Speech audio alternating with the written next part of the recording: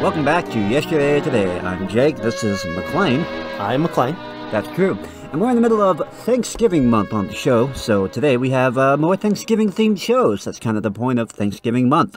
Thanksgiving. Our trot towards Turkey Day marches on here on Thanksgiving month. It does, and just as a side note, I'm sure some of you are interested in our unfortunate plight, in which we've been conscripted, whatever the word is, into preparing an entire Thanksgiving dinner for the staff of this building. The staff, of course, being just Sydney the janitor. Yeah, he seems to have formed a one-man union, and that was his only request, which is very odd, and I don't know why we're on the hook for this. Landlord made some weird agreement with him. I don't know. Point is, we can't find a turkey. Yes, a problem that was expected this year with the issues that supply chains have wrought. However, it is unfortunate because every store in town is tapped out in regards to turkeys. Yeah, so we're gonna have to figure something out for that. But while we do, we got some old-time radio shows for you today. As soon as we answer that door, we really ought to put like a recording light or something out there so people know not to bother us in the middle of recording, but alright, hold on. We're going to answer the door real quick. Door has a habit of knocking whenever we record. We really ought to do something. Hello, boys. Oh, it's big surprise. It's Willie Huckster. Oh, a wonderful greeting of the season. Billy, get your foot in the door. A wonderful greeting of the season. Now, please don't shut the door quite Willie, just yet. Willie, what on earth is all of this? What is this insane parade you're leading into our studio? Billy, don't move. You got an armful of pigeons? Yeah, well, some of them are getting away. Listen. Who's this kid? Well, see, I'm, of course, here. Why do you have a youth? You shouldn't be trusted with a young mind. Trust? Well, I wouldn't say I'm trusted. Well, that's big of you to say, mister. Here's Billy Huckster. Billy Huckster? Yes, indeed. Well, you know, I'm William, and that's Billy. My last name's Huckster. His last name's, well, technically Huckster. You mean to tell me is this your son? Oh, not biological, no. No, see, I adopted this young man, this boy child. Mister, I was a poor, at-risk street urchin until my pappy Willie here adopted me and made me a part of his loving family, and he has rehabilitated me in the last 3 hours into a good, young, upstanding youth of America. And a proud member of the Future Farmers Association. Don't overplay it, Billy. Come on now. All right. Well, see, I adopted this child so I could, of course, do my part. It is the family season, after all. And, of course, there's also a factor, the alimony I intend to collect from the boy's natural-born mother as soon as I can find her. But no, this is Billy, and he's helping me sell these here micro-turkeys. This is a very revolting development. I am disturbed on many levels, but I have to start the show here, so hold that thought about the micro-turkeys. All right, and we'll get back to this as soon as I play these 2 episodes of the Jack Benny Show. They were from back-to-back weeks in 1947. Something about a turkey or something. I don't know. I'm really throwing off my game. Yeah, Jake, This is all kinds of messed up. Anyway, enjoy this. We'll be back. You do that while I'll stand here and be scarred for life. The Jack Benny Program, presented by Lucky Strike. Quality of product is essential to continuing success. Exhibit A, Lucky Strike. Fine tobacco is what counts in a cigarette. And year in, year out, always. Lucky Strike means fine tobacco.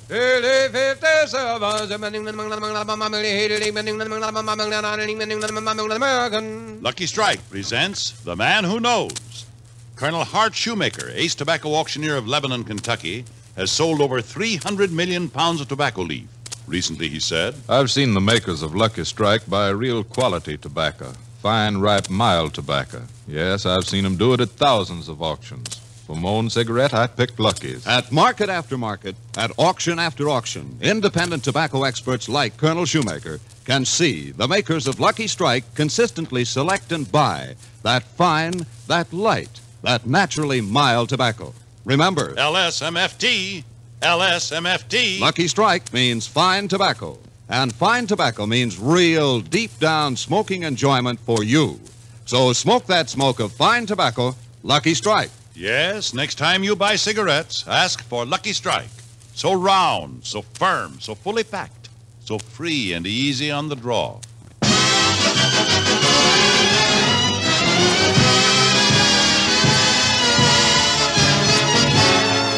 The Lucky Strike program starring Jack Benny with Mary Livingston, Phil Harris, Rochester, Dennis Day, and yours truly, Don Wilson.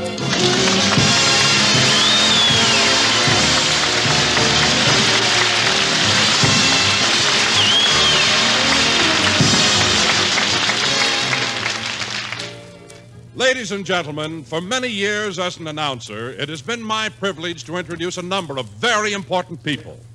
But never have I felt the pride that is glowing within me today as I introduce the gracious and beloved star of our show. Well. Yes, ladies and gentlemen, it gives me extreme pleasure to present to you a man whose very benevolence has earned for him the admiration, respect, and everlasting love of millions. And here he is, Jack Benny.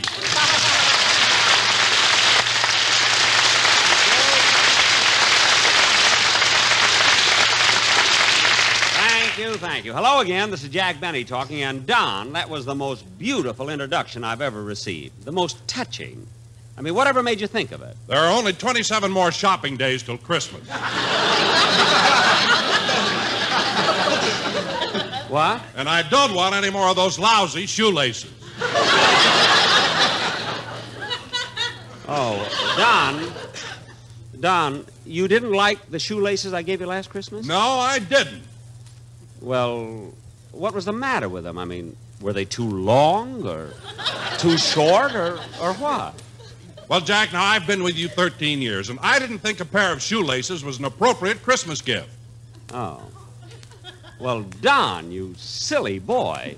I mean, if you didn't like the shoelaces, you could have exchanged them for a box of Kleenex or dental floss or something. Anyway, Don, I do appreciate the fact... Come in. Telegram for Jack Benny. I'll take it, boy. Just a minute. Here's a tip for you. Yes, sir. I wonder who this telegram... You can go, boy. I gave you your tip. But, Mr. Benny, these ration stamps aren't good anymore. Don't be so sure.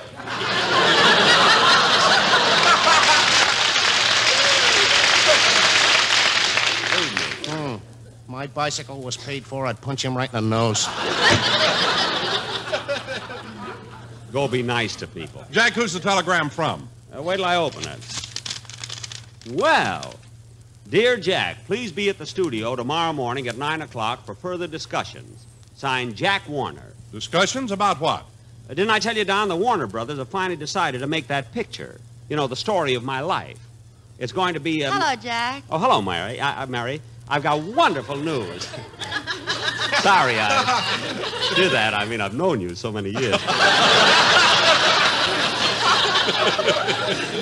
Mary, I've got wonderful news. Warner Brothers is going to make the story of my life. Gee, that's swell. What gave them the idea? Well, after I made The Horn Blows at Midnight, they received thousands of letters demanding the life of Jack Benny. I wonder how they meant that. Anyway, they've done a lot of work on the story. You mean they finished the script already? Yes, Marion, it's going to be great. You know, there's a lot of action in the opening scene.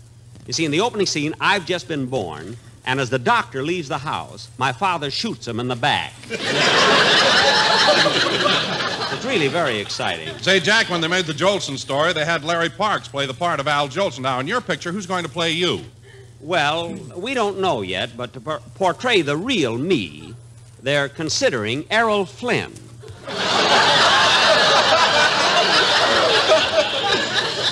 I guess it's the way I've lived, you know what I mean? Then there's also the possibility that they might use Clark Gable.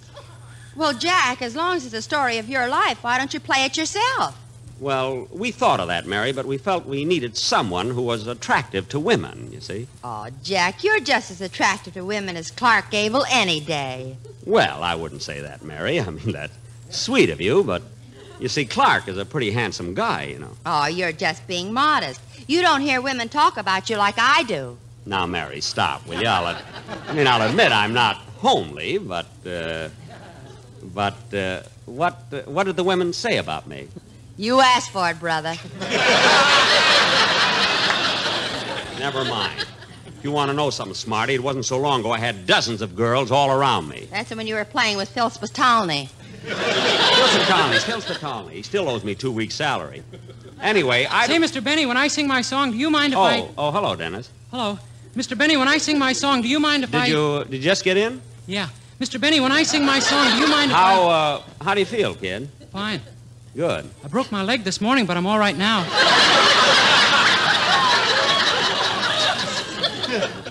Dennis, just go ahead and sing your song. Well, aren't you going to ask me how I broke my leg? No, I'm not. Now go ahead with your song.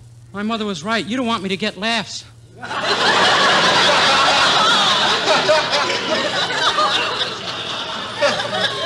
Not on silly things like that. Now go ahead and sing. Okay, but do you mind if I dedicate the song to my new girl?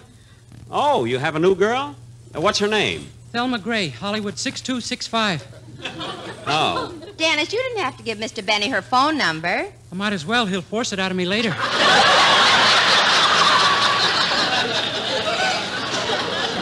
Now, wait a minute, kid. When did I ever threaten you to get a girl's telephone number? Remember in New York when you took me to the top of the Empire State Building? Jack, you didn't. He held me over the edge by my suspenders. Well, you're lucky you didn't go out with that girl. You've still got your watch. Girls. But this girl's different, Mr. Benny. Oh, you really like her, eh, Dennis? Yeah. Last week was her birthday, so I took her around to all the clubs. We went to Ciro's, the Macombo, Slapsy Maxie's. Really? How those places stay in business, I'll never know. We were the only ones in there. Dennis, what night did you go? Oh, night!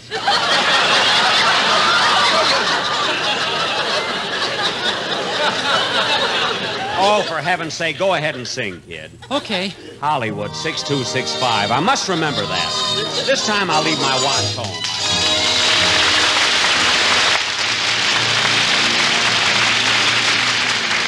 As you walk, as you talk with the one you love, do you know just how lucky you are when you stroll hand in hand 'neath the moon above? Does your heart sing how lucky you are? There's so many heartaches in this world of ours. Sometimes a dream will come true when the one that you love is in love with you. That's the greatest of blessings by far, and you don't know how lucky you are.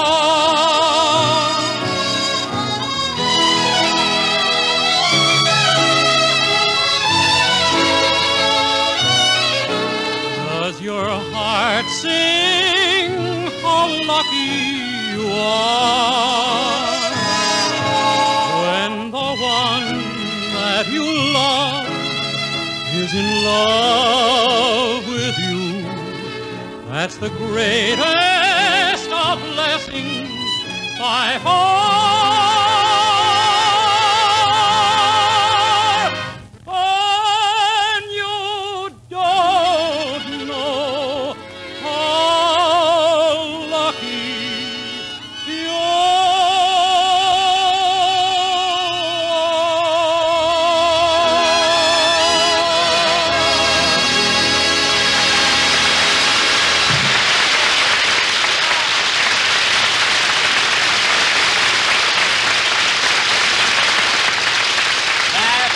How Lucky You Are, sung by Dennis Day. Very good, Dennis.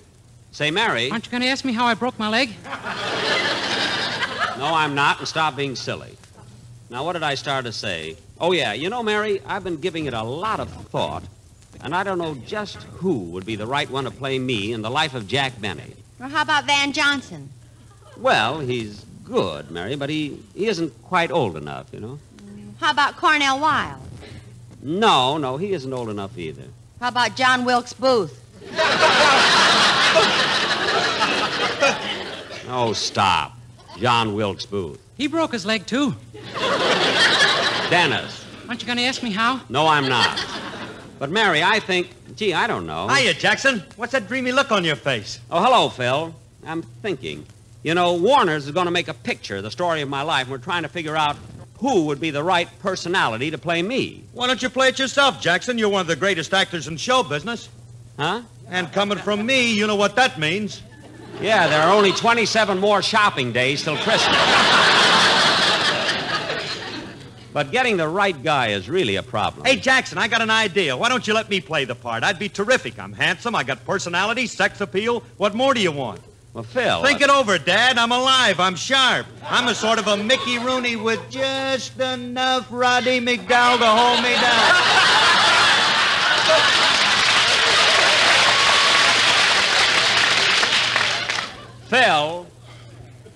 Philsy boy, do you think for one moment that I'd let you play...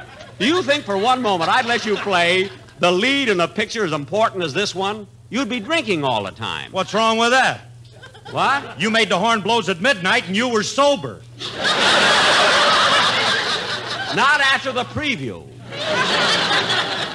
Anyway, Phil. Hello, Livy. How you, Don? Hello, Phil. Hiya, Dennis. How you feel, kid? I broke my leg this morning, but I'm all right now. Dennis.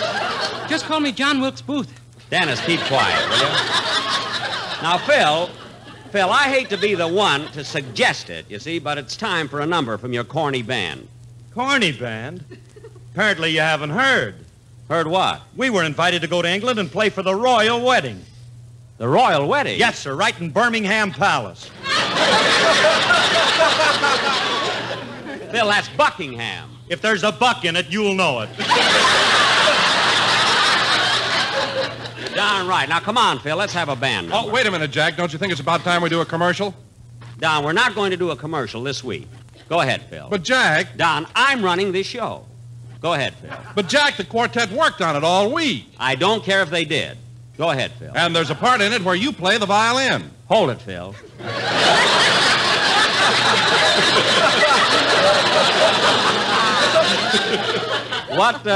What were you saying, Don? Well, the Sportsmen are going to do the Poet and Peasant Overture, and there's a place in it where you do a violin solo.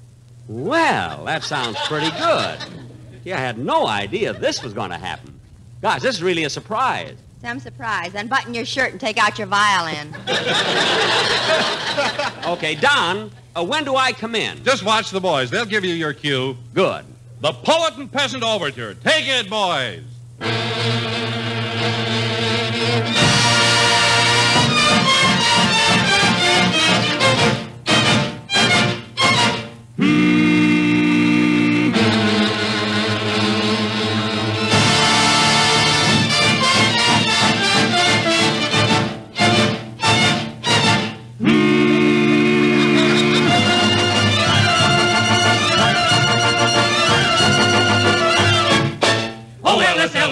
LSMFT.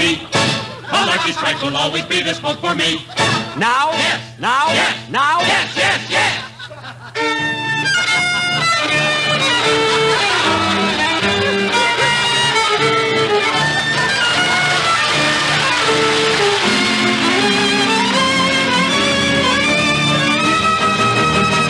Good old LSMFT. That's a cigarette for me. My lucky strike is the one you will like. Every fool and Sleepy Rixie, they're from Kentucky. They smoke a lucky. They're so round and firm and fully. They are so fully packed. Yes, you would like a lucky strike. LSM, oh LSM, oh NFMFT, oh NFT, LSMFT, LSMFT,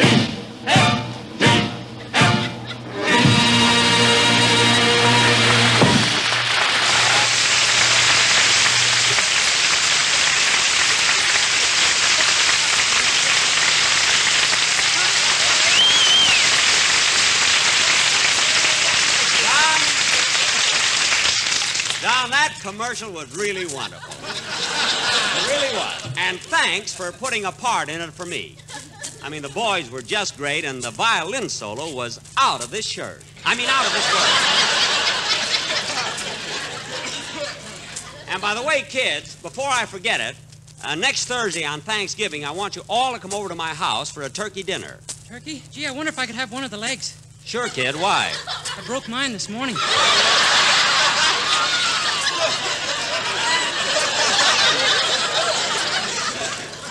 Oh, for heaven's sake. Hey, Jackson, are you sure it's going to be a turkey? Of course I'm sure. Why? Well, last year you said you ran over a turkey, and when we bit into it, it turned out to be a buzzard. Well, it's a real turkey this time, isn't it, Mary? Yeah, I was with Jack when he bought it. That's right. In fact, yesterday I called him and suggested that he throw a Thanksgiving party for the whole gang. He must have been in a good mood because he went for the idea right away. Well, Mary, I'm glad you called, and it's a good suggestion. Huh? Fine. Hurry over and we'll go shopping. Goodbye. Oh, Rochester. Yes, sir. Where have you been? Out in the garage trying to fix up the car. When you hit that truck last week, you bent the axle. Did you fix it? Uh-huh, but I had a lot of trouble. Trouble? Yeah, when I loosened the nut that holds the axle, the lights fell off. Oh. So I took a nut off the rear door to fix the lights, and the steering wheel fell off. Gee. Then I took off the wire that holds the radiator and used it to tighten the steering wheel. And the radiator fell off? No, the fenders. All four of them? All five of them. 5? We only have 4 fenders. How about the one we hold over our head when it rains?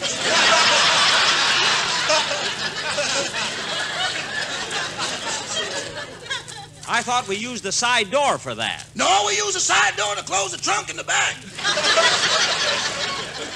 Oh, yes. Gee, I must have hit that truck harder than I thought. Say, boss, when are they going to come out with those new cars with the motors in the rear? In 1948. Well, congratulations, you're a year ahead of them. What? You mean the motors in the back of my car? About 10 feet. Oh, stop making things up. Now, Rochester, I'm going to have the gang over Thursday for Thanksgiving dinner. What's in the refrigerator? The morning paper, a magazine, and your glasses.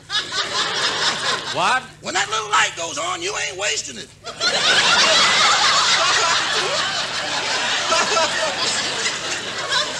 I'm not talking about that. I mean food for Thanksgiving. Well, we've got everything except a turkey. You want me to go out and buy one? No, Miss Livingston is coming over, and we're going to... Well, that must be her now. So long, Rochester. We'll be back in about an hour.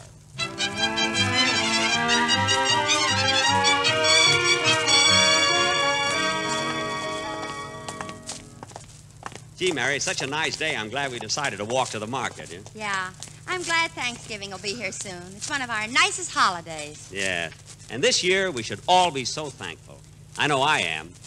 Gee, when I wake up in the morning, I hear the birds singing. I've got the beautiful moonlight at night. I get all the fresh air I need, all the sunshine I want. So far, it hasn't cost you a dime. Yeah. Oh, Mary, look. Hey, Mary, look over there. Those boys playing football. Hey, Joey, kick it to me now. See, they're nice kids, Mary. You know, the bigger one is Stevie Kent. His folks live on the corner. Every time I go out for a walk, I stop and talk with them. Hey, Stevie, throw the ball over here. Oh, hello, Mr. Benny. Here it comes. Look out, I think it's too high. You have to run for it. Faster. You better jump for it. Wow, what a catch. Say, that was a good catch. I gotta hand it to you, Mary.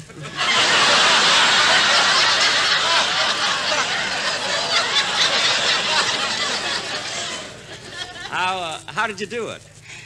I don't know, but you can buy me a new girdle for Christmas. Okay, you know, Mary, UCLA could have used you yesterday. Yes, sir. Say, Mr. Benny, this is my friend, Joey. Hello, Joey. Hello, Mr. Benny. You know, Joey, Mr. Benny was All-American fullback when he played football for Yale. Yale? And he broke the 100-yard dash record when he was in the Olympic Games. Gee whiz. Jack, did you tell these... And Mr. Benny pitched 2 no-hit games in the World Series. When he was with the New York Yankees. The Yankees? Oh, I was just lucky, that's all. Say, Mr. Benny, Tell Joey about the time you knocked out Jack Dempsey. Oh, it was nothing. You see, it happened in the first round. We were mixing it in the center of the ring when suddenly Dempsey caught me with a powerful right hook to my chin. It shook me a little. I realized he was dangerous, so I decided to end it quickly. I shot 2 lefts to his midsection, crossed a right to the jaw, and down he went. I didn't mean to hit him so hard. He was out for over an hour.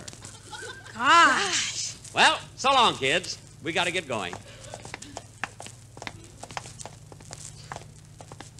You know, Mary, I was just... Oh, shut up.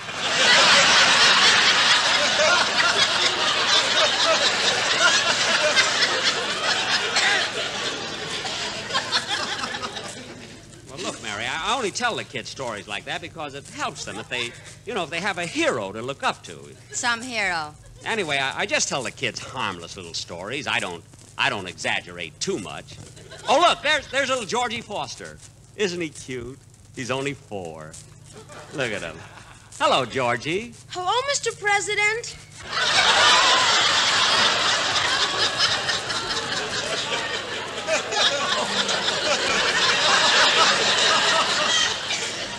Oh, brother.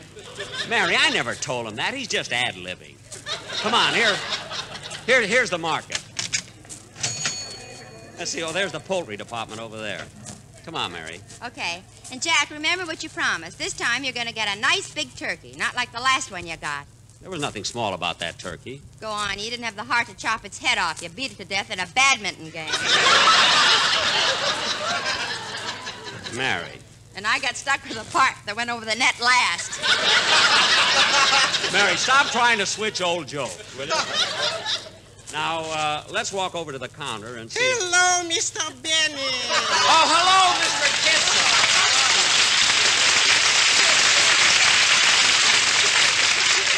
Oh, Mr. Kitzel, what are you doing behind the meat counter? Oh, I'm helping out here for the holidays. Oh, you're just working here temporarily. Yes, until my boss gets back from the wedding.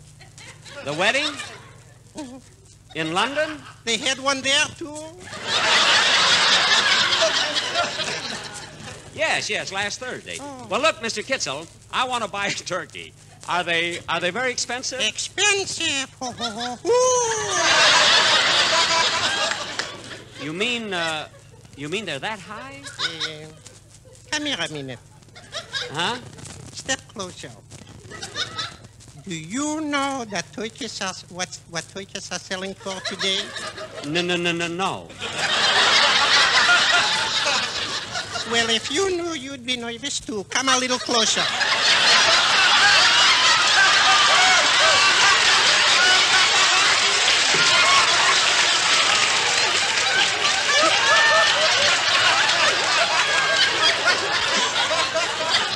Come closer.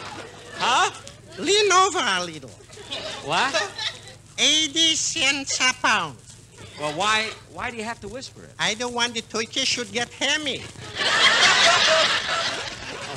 80 cents a pound. That's a lot of money for turkeys. See, they got to live too. I suppose so. Say, Jack, while you're getting the turkey, I better shop around and get some things for the stuffing. I think I have everything at home, Mary. Well, what about cracker crumbs? Oh, I got plenty. Stale bread? 2 loaves I've got. Oysters? 1 can. Sage? 38. What? Oh, I thought you said something else. Yes, we have everything. Well, Mr. Bennett, what's your pleasure if I can be so accommodating? Well, I'd like to get a live turkey, about 25 pounds. The live turkeys are over there, down by the end of the counter. Oh, yes. I think I'll take that one on the right. You know, it looks nice and plump. Put down your glasses, that's my wife. Oh, yes. I wish I could get 80 cents a pound for her. What? Nothing, I'm daydreaming. Well, now, Mr. Kitzel, what would you suggest? Well, if you want a nice live turkey, what about this one over here? Say, Jack, this one's nice and plump. I've seen turkeys look plump, and they're all full of feathers. I'm going to feel this one myself. Hold still, turkey.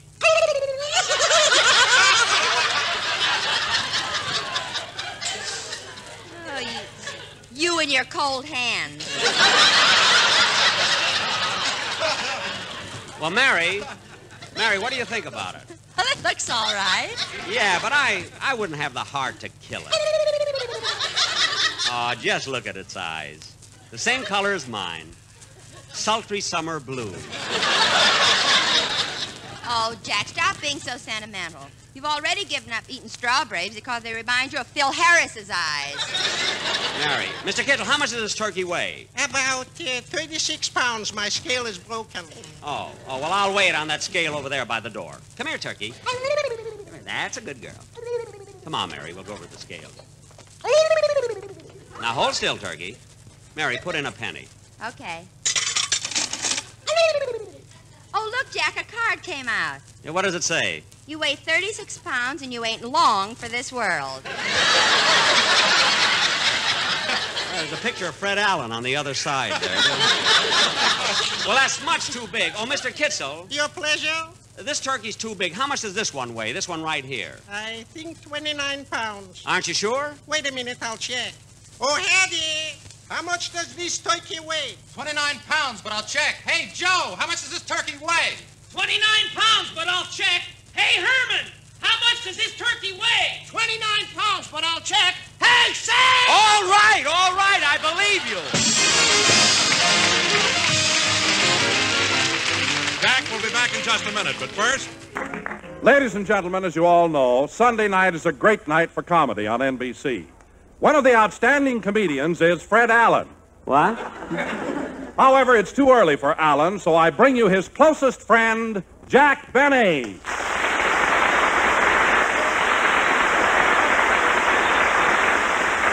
Thank you. Hello again. This is Jack Benny talking, and Don, Rose Bowl tummy. Look, I'd like to ask you something. After all these years, how can you imply that Fred Allen and I are such close friends? Well, Jack, last year when we were in New York, Allen told me personally that of all the friends he has, if he tried to borrow money, you'd be the closest.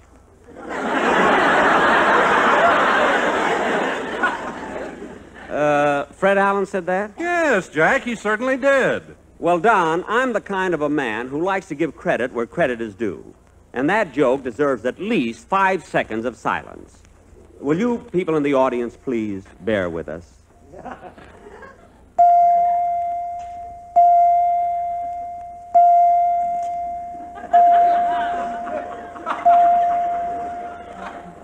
And that isn't all Allen said. He told me that...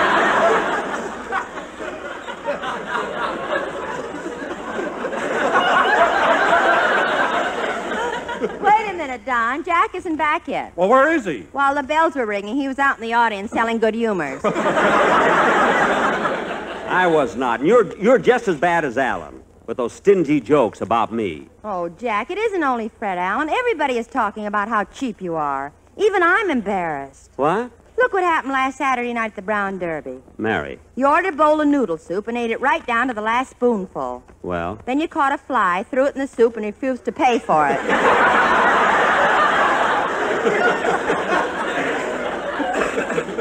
Now, Mary, look. And that was a fine thing you did at the football game last week. Everybody else bought a pennant, but not you. What'd he do, Mary? He painted USC on his toupee and tied it on a stick. Well, I had the winning team, didn't I?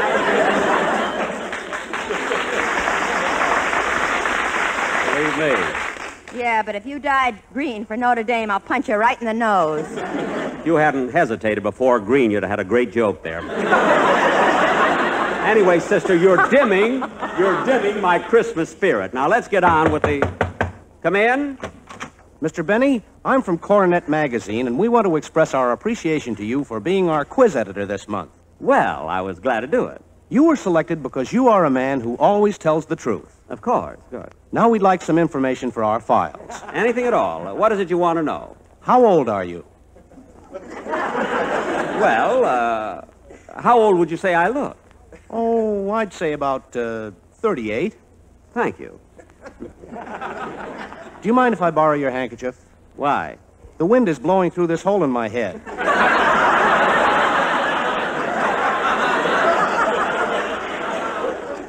What? Get out of here! I don't know why it is. On other shows, when someone knocks on the door, it's a guest star. On my show, it's always an idiot. I'll be right with you, Jackson. I wasn't calling you. But as long as you're here, Phil, snap into it and give us a band number. Now, wait a minute, Jackson. Wait a minute. From now on, you just don't stand there and tell me to play a band number. You request a musical selection. What? Then if the maestro is in the mood, he will acquiesce. Phil, are you winking at me, or did you lose the toothpick that was holding your left eye open? I didn't lose nothing, Jackson. I'm just classy now. Didn't you notice what happened at the opening of the show? Notice what? I was leading the band without a stick. Well, 3 cheers and a tiger for you. Without a stick, huh? Certainly, it's much more dignified now that I'm like the other great musicians, Stokowski or Toscanini or Spumoni.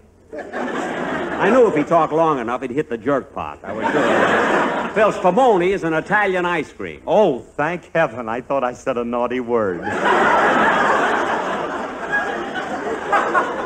No, Phil, you're in the clear. There was nothing naughty there unless... No, ice cream is ice cream, no matter how you look at it. And, Phil, as far as your music is concerned... Don't pick on my music, Jackson. I've got enough to do. I got to come to the studio, rehearse the script, then I got to rehearse the band, and on top of that, I got to write my own music. You mean you make your own arrangements? Certainly, but if you paid me enough, I could hire a guy to come down and fix them up a little. You know, one good note here and there makes a lot of difference. Phil, one good note in your arrangement is like throwing a rose into a barrel of Roquefort. Now, anyway, hey, where's Dennis? It's time for his song. Well, he hasn't come in yet, Jack. Well, Don, while we're waiting, let's have the quartet do a commercial. Hey, Jackson, if you want to hear something good, me and the quartet have worked up a number that's dynamite. I mean, you and the Sportsman prepared a commercial? Sure. Didn't we, fellas? Didn't we, fellas? Did you, fellas? You see, I'm boss here, Phil. Well, go ahead. Let's hear it. Okay.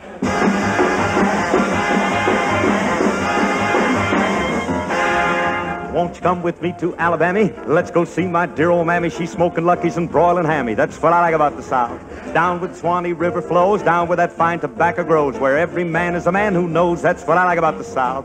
If you love me like I love you, send me Lucky's PDQ. Raw, raw, raw for SMU. That's what I like about the South. Then we'll go to Tennessee. That's the place for you and me. They smoke LSMFT. That's what I like about the South.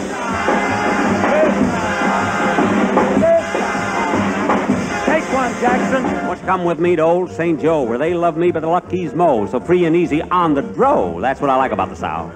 Even down on Basin Street, they would rather smoke than eat, 'cause Lucky Strikes are hard to beat, and that's what I like about the South. Don? Funny thing about an Eskimo, they only smoke in the evening glow, but the nights are 6 months long, you know, and that's what I like about the North. I'd rather be in Dixieland, 'cause in that field I'd look so grand, with a big tobacco leaf in my hand. That's what I like about the South. Here's F.B. Boone with all the news. Speedy Riggs in his button shoes, and Lucky Strike is the one they choose. That's what I like about the South.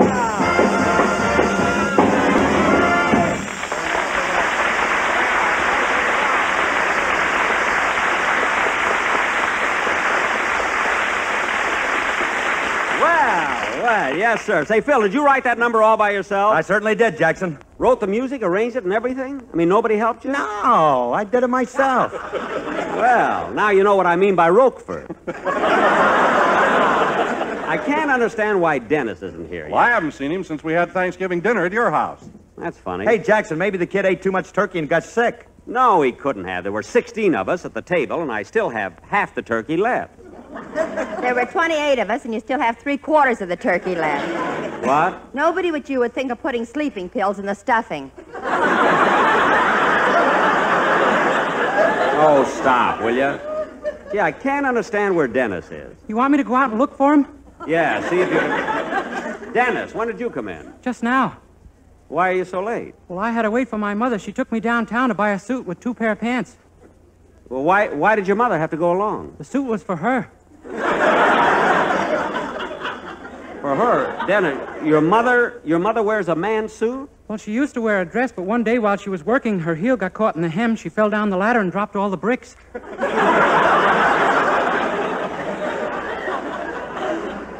Dennis, you mean your mother's a hod carrier? Why didn't your father do that kind of work? Well, he has to stay home and do the cooking and sewing. Well, that certainly is a mixed-up family. Your mother wearing men's clothes and your father in an apron. Yeah, when I was born, a doctor didn't know which one to take to the hospital.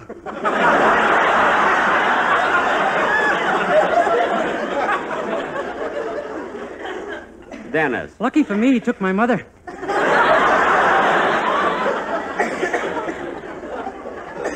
Dennis, what makes you so silly? Oh, I don't think he's silly, Jack. I think he's cute. You're cute too, Mary. And if you ever think of getting married, my phone number is Gladstone 1975.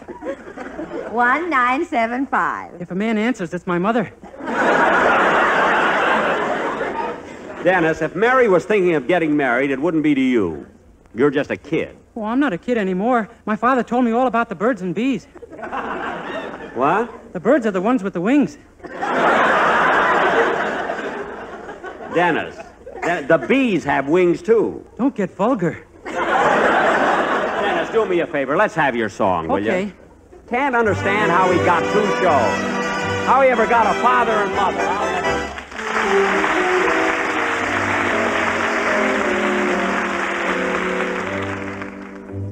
Lately, whenever you hold me, you don't hold me tight.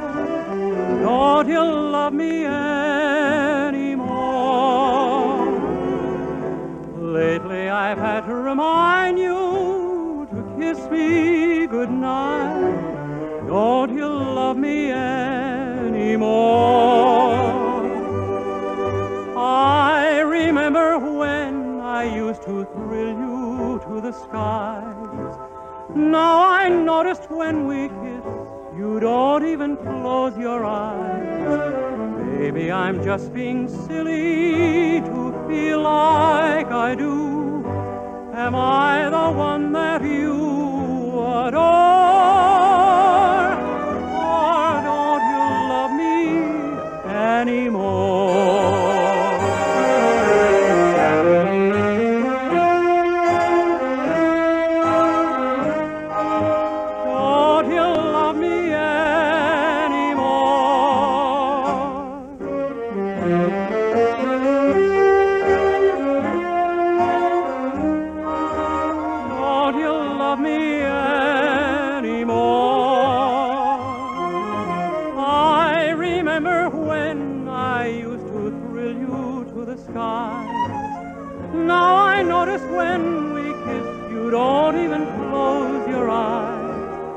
Maybe I'm just being silly to feel like I do.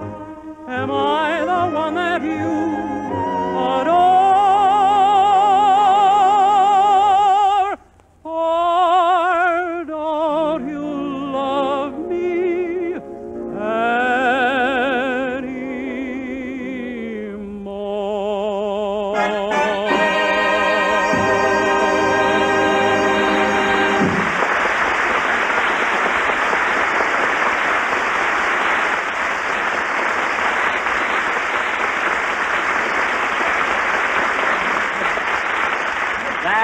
Don't You Love Me Anymore, sung by Dennis Day, and very good, Dennis. Thanks, Mr. Benny. Before I forget, my mother told me to thank you for inviting me to your dinner last Thursday. Well, you were very welcome.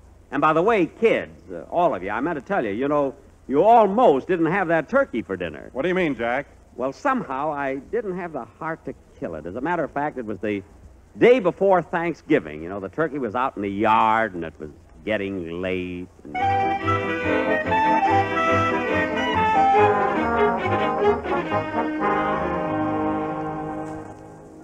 Look at her, Rochester. She's certainly a fine-looking turkey. See, we've had her almost a week now. I know, she seems to know us.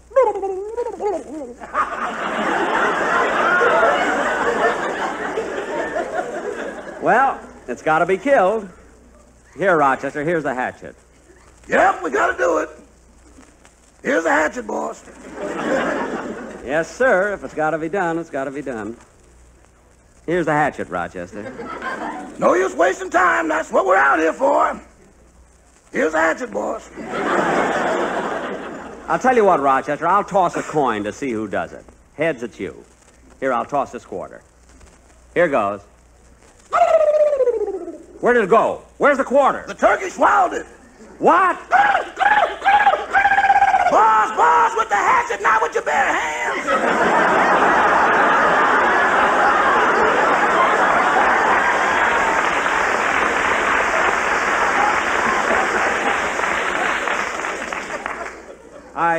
I was just trying to stop her from swallowing it. Now, Rochester, let's not fool around anymore. Now, take the hatchet and chop the turkey's head off. But, boss, isn't there an easier way to do it? Why don't we kill it like Mr. Harris kills his turkey? Oh, does Mr. Harris kill turkeys a special way? Yeah, he feeds them a quart of bourbon and lets them hiccup themselves to death.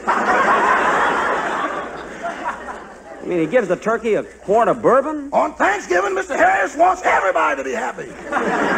Well, that's silly. How can the turkey be happy? Its body will soon be in the oven roasting. Yeah, but his head will be out in the yard smiling. Oh, fine. Well, we're not going to waste any bourbon on this turkey.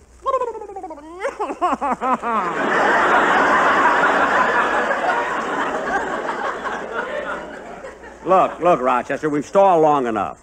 Now I'm going to the house, so you kill it. But, boss, I hate to. Well, I'm not happy about it either, but it's got to be done. Now go ahead.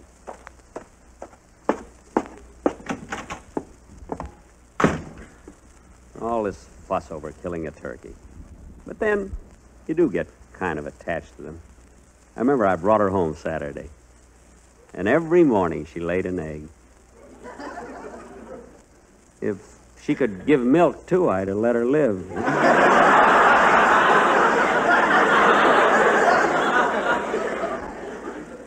But then, what have I got to lose? At least this way I get food and a duster.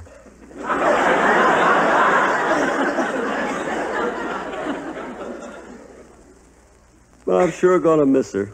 She was kind of cute. I don't know, she'd all... Well, boss, it's all over. You mean? Yeah.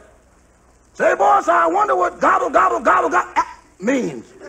Why? Those were her last words. Well, don't worry about it, Rochester. It had to be done. I'm going into the den and lie down. I'm kind of tired, anyway.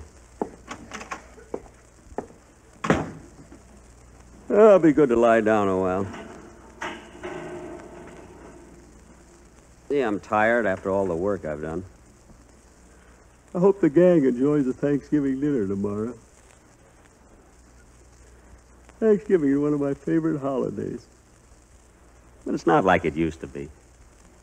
I remember when I was a kid back in Waukegan. My father and I used to go out in that big forest and shoot a turkey. Just think, that's where Chicago is now.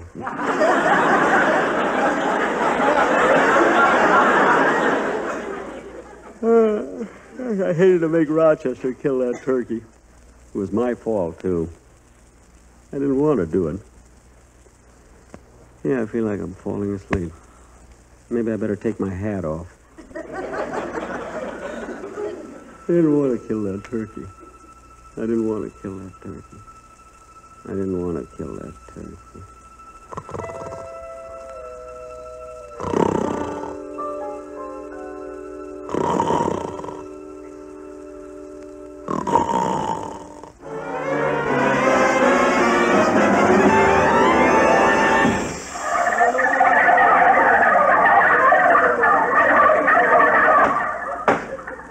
Order in the court. Order in the court.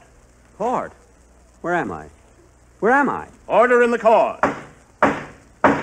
Now the case of the Gobblers of Los Angeles County versus Jack Benny.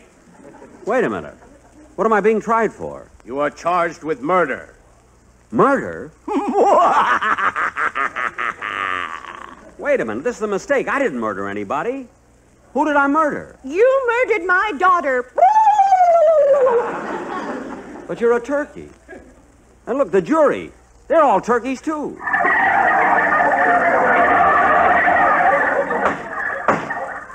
Everybody rise, please. His Honor, the judge.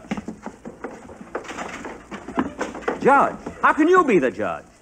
You're a turkey, aren't you? Well, what do you think I am with this worm in my mouth? An apple?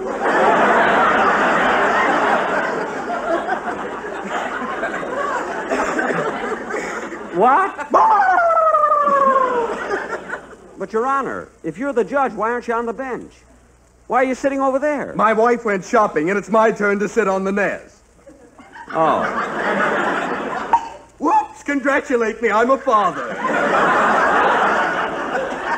And now let's get on with the trial. The prosecution will present its first witness. Will the first witness please take the stand? Your name? Tallulah Turkey. You promise to tell the truth, the whole truth, and nothing but the truth? I do. Tell her to uncross her legs. She's influencing the jury. Imagine her coming into court wearing those short feathers. Now, Mrs. Turkey, when was the last time you saw your daughter? When she went out with that man over there, and she lost her head completely. That's a corny gag. It ain't bad for a turkey. Order in the court. Order in the... Whoops, that's twins. Won't Mama be surprised when she comes home? Will the next witness please take the stand? You are here as a character witness, sir. What is your name? My name is Fred Allen. Your occupation? I'm a comedian. That's a lie! I object! Order in the court. Order in the court. Now, Mr. Allen, how long have you known the defendant? 74 years. Just a minute, Mr. Allen. You're not that old. When you know a man like Benny, you try to hurry up and die. Now, wait a minute. That will be all, Mr. Allen. Your testimony has... Whoops! That's 3 down and 1 to go. And now will the defendant please take the stand? Yes, and I'll say plenty. Your name? Jack Benny. Your occupation? Radio comedian. Your wage? 38. What? Oh, my age. Well, that's a personal matter. Now, isn't it true that on the afternoon of November the 26th, you did murder with drumstick aforethought Miss Tilly Turkey? Yes. But since when is it a crime to kill a turkey?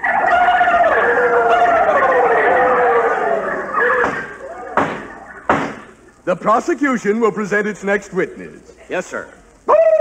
Your name, please. Mr. Kitzel.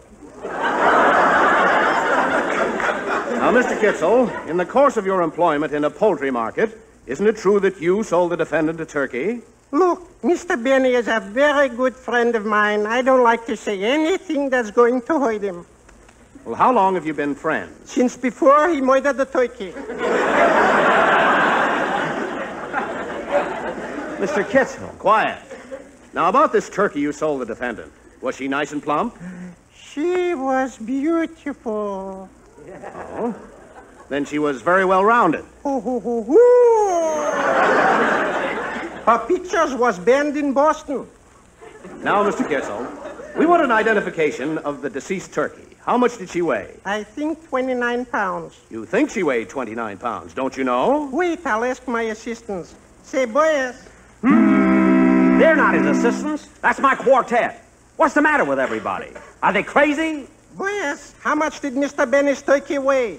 What kind of a trial is this? She was the turkey of 29 pounds. In the barnyard, she made all the rounds. Now there were 29 chickens, as crazy as the Dickens brought the turkey of 29 pounds. She left 29 broken eggs. She had feathers all over her legs. And brother, I am not bluffing. You ought to see the stuffing in the turkey of 29 pounds. She was a gobbling baby, a new kind of bird from the west. She'll make wonderful gravy. If you're not careful, it's on your vest. She ate 29 bushels of corn since the 29 weeks she was born. She'll look so lovely on your table with her legs like Betty Grable. She's the turkey of 29 pounds. Oh, gobble, gobble, the turkey of 29 pounds.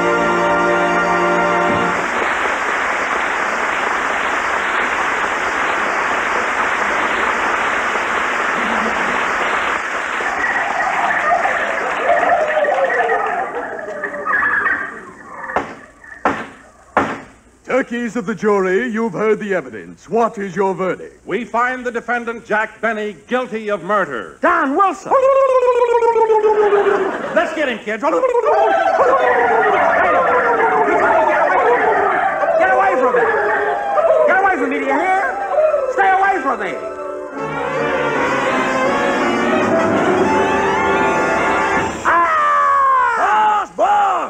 alone. Take your claws out of my wrist. Boss, wake up, wake up. It's me. Huh? Oh. Oh, it's you, Rochester. See what a dream I just had. Dreamed a bunch of turkeys were eating me. I could feel them. One of them kept biting me and fighting me. Well, boss, you should never go to sleep with your teeth in your pocket. Yeah, I guess you're right.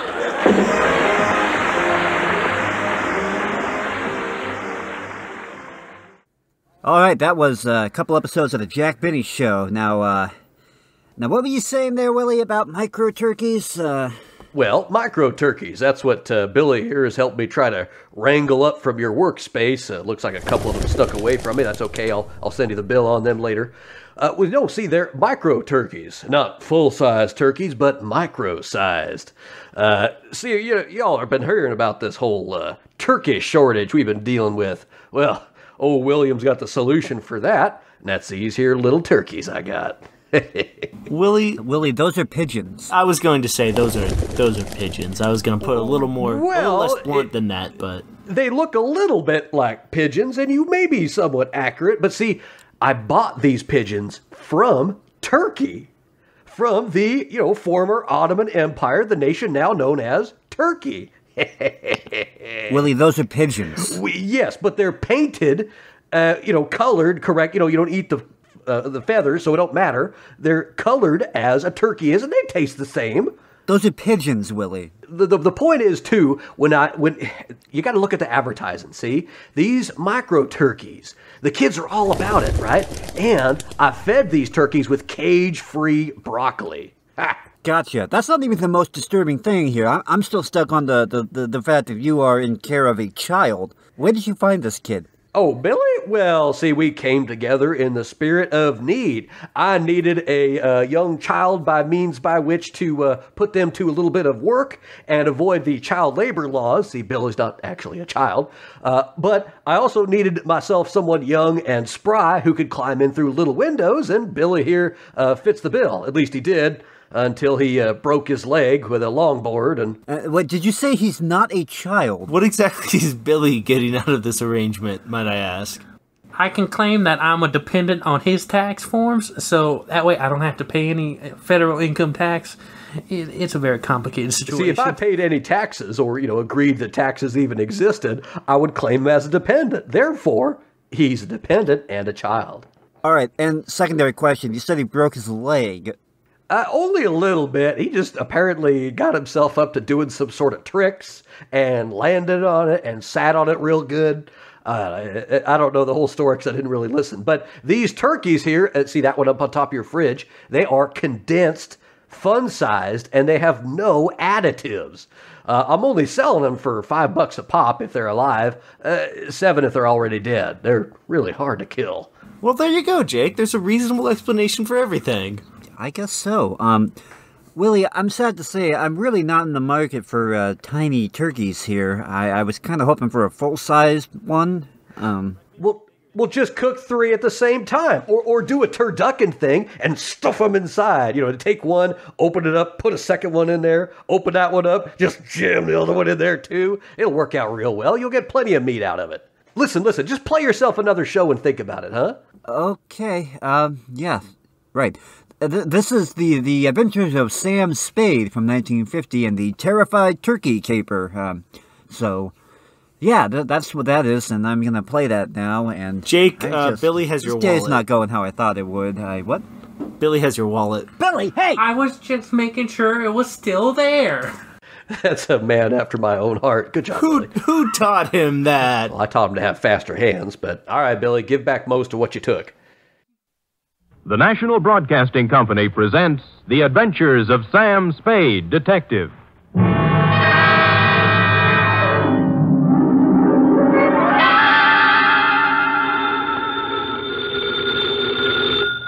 Sam Spade Detective Agency. 'Tis I, sweetheart. Sam! Oh, I was worried to death. This office, glass all over the floor, holes in the wall. That was just business going on as usual during altercations, F. Well, what was it all about, Sam? They tried, Effie, just tried to pluck my feathers and cook my goose. On Thanksgiving, too. How could they? Oh, they were a mean lot. Are you all right? Hale and hearty. Every giblet in place and not a feather ruffled. Did you have a nice Thanksgiving? Oh, it was heavenly. Mama had a turkey dinner, sage dressing, cranberry sauce, candied yams. Hard cider? A little. Come clean, Effie? Well, I had 2 glasses. Everyone was there. Cousin Gertie, Dwight, Mrs. Floss. I was disappointed when you didn't show up, Sam. Did you have Thanksgiving dinner? Sure. Where? At the Helping Hand Rescue Mission, where there's plenty of free parking and never a cover charge. For further details, consult the report, which I will presently be down to dictate on a tasty chronicle of foul play, The Terrified Turkey Caper.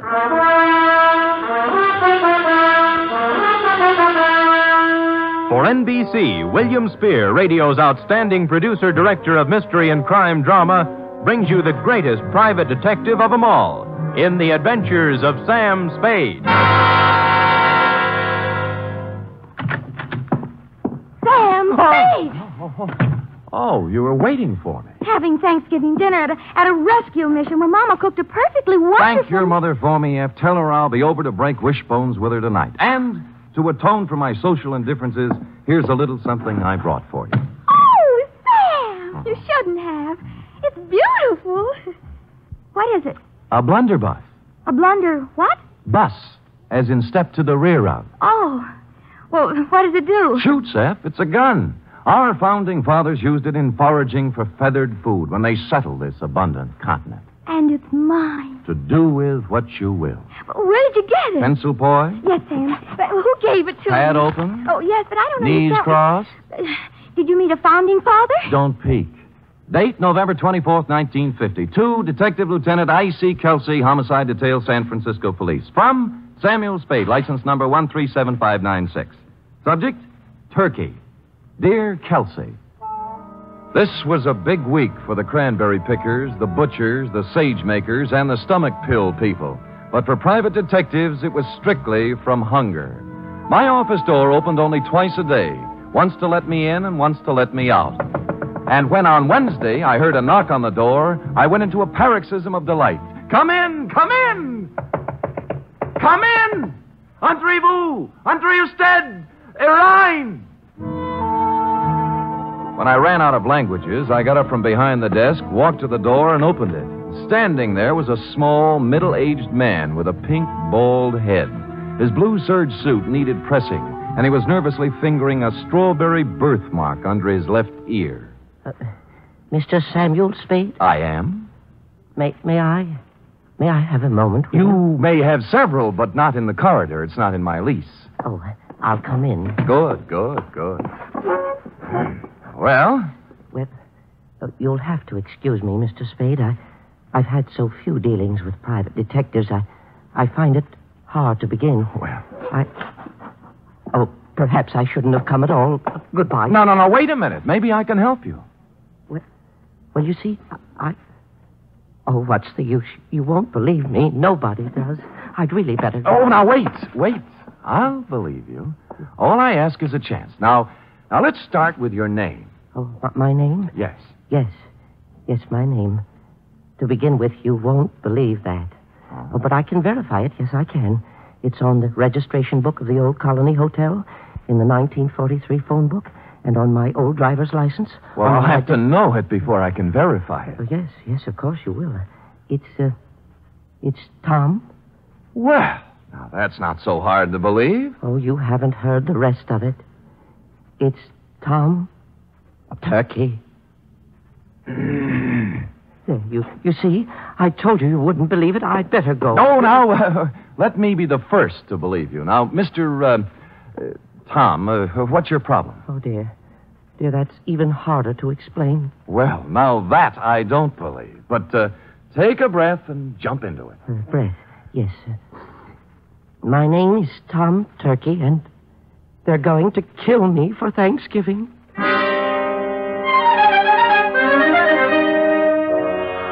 Well, I had asked for it, and I had gotten it. And I sat back wondering who had gone to all the trouble to play this funny joke on me. I was looking at my hand to see if there was any itching powder on it where he'd shaken it when my phone rang. I lifted the receiver, swung around on my swivel, and gazed out onto the street. It was Al Kuchel calling, a private eye whose reputation was shadier than a mushroom cellar. Hiya, Spady. Al. Haven't seen much of you lately, Spady. Have to get together. Yeah, well, so long. Wait, I'll tell you why I called. I've had a pest in my office, keeps coming back. Thinks he's a turkey somebody wants to dress. I brushed him, but your name came up, and I just wanted to warn you. He might be in to see you. I'm confused, Al. I never knew you to turn your back on a buck. Oh, I don't want any of this one. His buttons are loose. My advice to you is to bounce him. Well, we've never traded advice before, Kuchel. Why now? Well, after all, we're in the same racket. If we can't help each other... Oh, sure, Al, sure. I appreciate it. Give me a ring. We've got to get together sometime. Yeah, when I get a free night, we'll Jimmy parking meters. Yeah, we... Huh? Oh, yeah. Parking meters. I'll see you later, Spady. I turned back to the desk, and what I saw in front of me was an empty chair. Tom Turkey had taken wing. I got up and walked to the window, and a minute later, I saw him come out of the building downstairs and start to cross the street. And then I saw something else. A large 4-ton truck was tearing down the street, picking up speed. Instinctively, I shouted a warning, and at the last second, Tom Turkey scrambled from in front of the truck and disappeared into the alleyway. The truck roared up the street, and on its side was printed in gold letters, "Haynes, you drive it." There was nothing to say it wasn't coincidence, this near mishap, but somehow I found myself intrigued and wanting to hear more of the little guy's story. He said the Old Colony Hotel. On the way, I stopped at the library, found an old 1943 phone book, and looked. He was listed. Thomas Turkey, it said. Out of curiosity, I rang the number. Hello? I wonder if you can help me. I'm inquiring about a Mr. Turkey. Turkey. This ain't his number no more. I know. Haven't had any calls for him for years. Screwy name. Yeah, I know. I knew a woman named Rabbit once. Mrs. Rabbit. About Turkey, could you remember what he looked like? I don't. Hey, Manny, what Turkey look like? Yeah.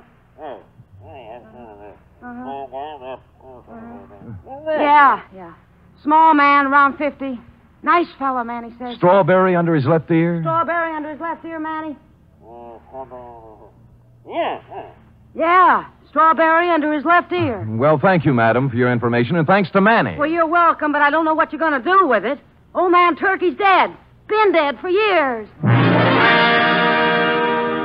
Curiouser and curiouser, I thought. They had described the man who came to my office 20 minutes ago, and now he'd been dead for years. I continued on to the Old Colony Hotel. Room, 75 cents, it said. Tom's room was 114. Who is it? Sam Spade. Oh, come in, Mr. Spade. Yeah. I'm sorry I ran away. I didn't think you really believed me. Well, I'm not sure I do yet. Tell me, was that truck an accident? Oh, I don't think so, no. They made 3 attempts before to kill me. Somebody tried to push me in front of a train, and then a wheelchair full of cement dropped off a building and just missed me, and then I was shot at. Oh, who were they, and why would they want to kill you? I don't know. I just don't know. Look, let's tack. Tack? Tack. I dialed your old phone number, and the people who answered said you're dead. Oh, a lot of people think I'm dead. Yeah. Look, do you still want me to work for you? Oh, yes, please. Well, you'll have to tell me more then. I can't... I guess I'd better tell you everything. Oh, it's hard to talk about, Mr. Spade. It's not easy to admit to someone you've been a foolish man. You see, I just turned 50. I was quite tired of the life I'd led. Proper, dull, and unfruitful, except in money. My business was wearing, and so was my wife, Henrietta. This has a traditional ring. Anyway, to make it short, I decided to run away. One day I drove to work. I parked my car in the middle of the Bay Bridge where the suicide note left it and disappeared. Where did you go? Oh, all over the world. I took a job on a boat. I did. On a boat. And then I settled in Sao Paulo, Brazil, under another name. Now you're back. Why? Well, maybe I got lonely. Maybe I got wiser. Maybe I felt I paid enough for my mistakes. Let's just say I'm back. I want to be with Henrietta. Have you seen her? I checked into this hotel and wrote her a letter saying I wasn't dead. I was back in San Francisco, and I wanted to come back to her if she still would have me. But I told her I wouldn't bother her unless she wanted to see me, that she could contact me here. That was a week ago. And you haven't heard from her? No, and almost right away these attempts on my life began. I see. All right, what's her address? 3118 Monroe. Oh, she's taken her maiden name again. Black. Henrietta Black. Well, come on, let's go. No, I'm not going to see her until she asks me. Look, you're going to my apartment. Nobody will bother you there. And you're going to see Henrietta? That's right. Oh, thank you.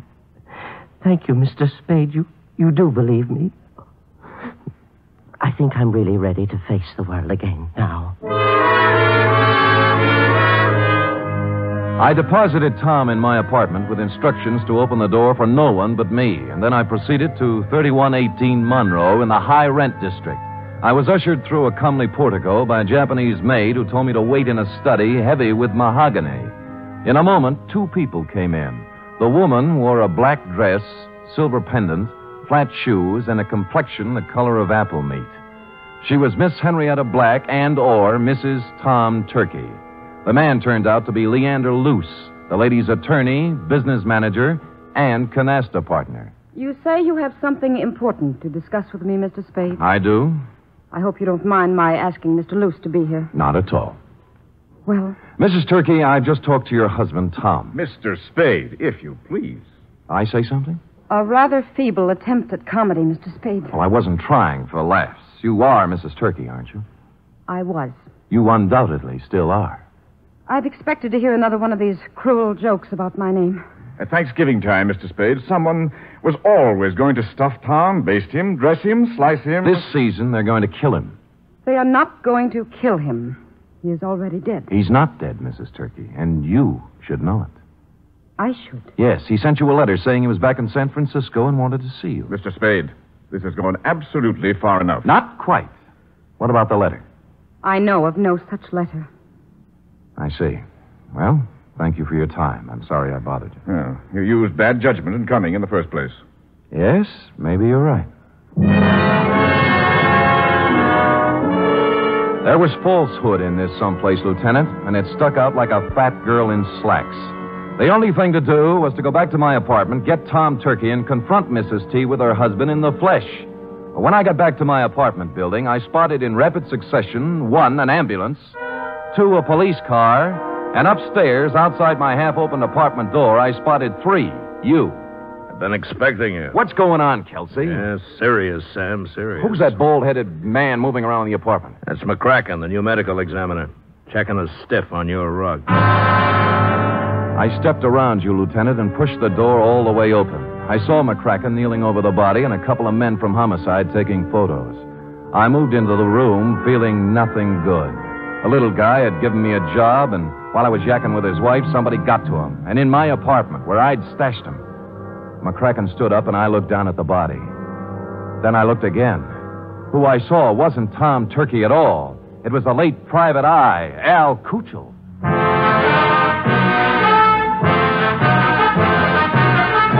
You are listening to the weekly adventure of radio's most famous detective, Sam Spade.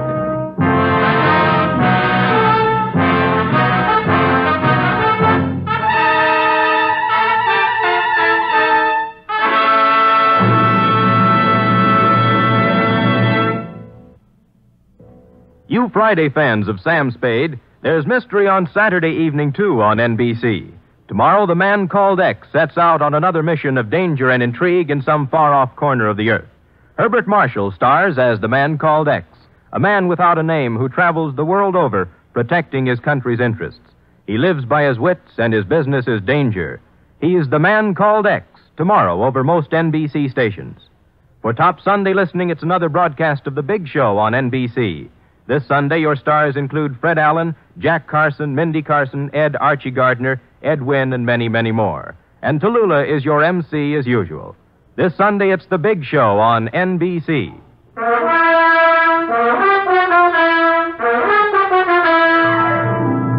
And now back to the terrified turkey caper, tonight's adventure with Sam Spade.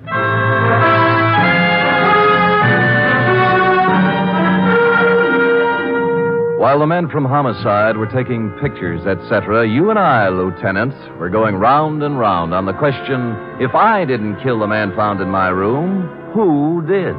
And you were sufficiently impressed with my insults, Kelsey, not to hold me for the murder. We bowed to each other, and I left. Thinking back to the truck that had almost run Turkey down, I went to the Haynes U Drive truck rental garage. Yeah? What do you want? I'm a detective. Could you give me a list of names for everybody who rented a truck from you during the past few days? Sure. He handed me a big registration book, and I read every name for the past week. For the first 5 days, they all seemed to be nice, normal, abnormal names.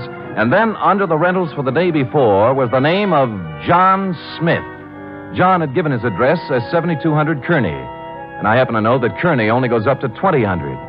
The dispatcher said that Smith had returned the truck about 3 hours before, and he remembered him as an ugly, heavy-set, and rough-voiced character who looked like an ex-longshoreman. They had already washed the truck, so the fingerprints were all loused up.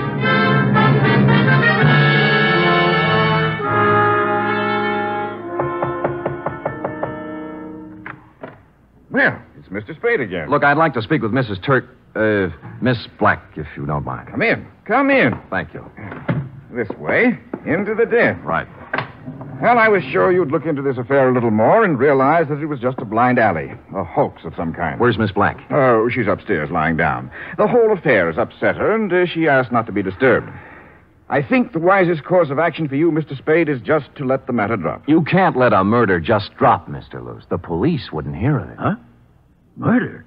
Who? An unfrocked private detective named Al Cuccio. Well, what does this have to do with Henrietta Black? Al Cuccio called me earlier today and said that Tom Turkey was a crackpot, a little man with delusions. He tried to top me off taking his case. He sounds like a perceiving man. Well, he didn't perceive ending up in my apartment with a bullet in his head. Well, that's too bad, but I still don't I left see... Tom Turkey in my apartment for safekeeping, and when I returned, he was gone and Cuccio was dead. Well, that explains itself, obviously. This detective knew that Tom Turkey was a phony, and Turkey killed him. It can figure that way, and a number of other ways. Mr. Spade, I have no desire to sit here trading subtleties with you. As yet, no one has demonstrated that the real Tom Turkey actually exists, alive. Now, until you do have something more concrete and less mythological, Miss Black requests that you do not come around opening up old wounds. You've made an eloquent point. Just tell me one thing. If I can. When did Tom Turkey disappear? I mean, what month, what day? It was, 1943, November. But I'm not sure of the exact day. I think it was in the third week. Could it have been on Thanksgiving? Very possibly, very possibly. I returned thoughtfully to my office and did a little rapid mental arithmetic and came up with the number 7. From November 23rd, 1943 to November 23rd, 1950 was 7 years to the day. And I pondered this. What did the number 7 mean to the life or death of Tom Turkey? I had just hit upon the answer and was crying Eureka when my office door opened, unknocked, and a visitor came in unannounced. He was ugly, heavy-set, and looked like an ex-longshoreman. I waited to see if the voice checked. You, Spade? Who shall I say is calling? Captain John Smith. And here's my calling card. The first bullet grazed my shoulder and tore the padding out of my coat. The second bullet hit the water cooler and it crashed over, water and all on top of me. Where the third bullet hit, I wasn't sure at the time because darkness came rushing through my head like a freight train.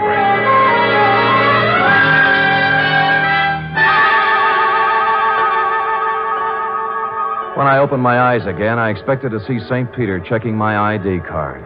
But all I saw were the dust balls under my desk and a fly bathing himself in a pool of water spreading slowly over the floor.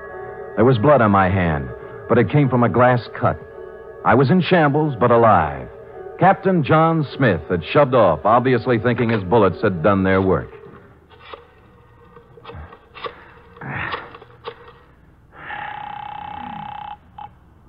Homicide, Lieutenant Kelsey. Sam Kelsey, have you found anything more about Tom Turkey?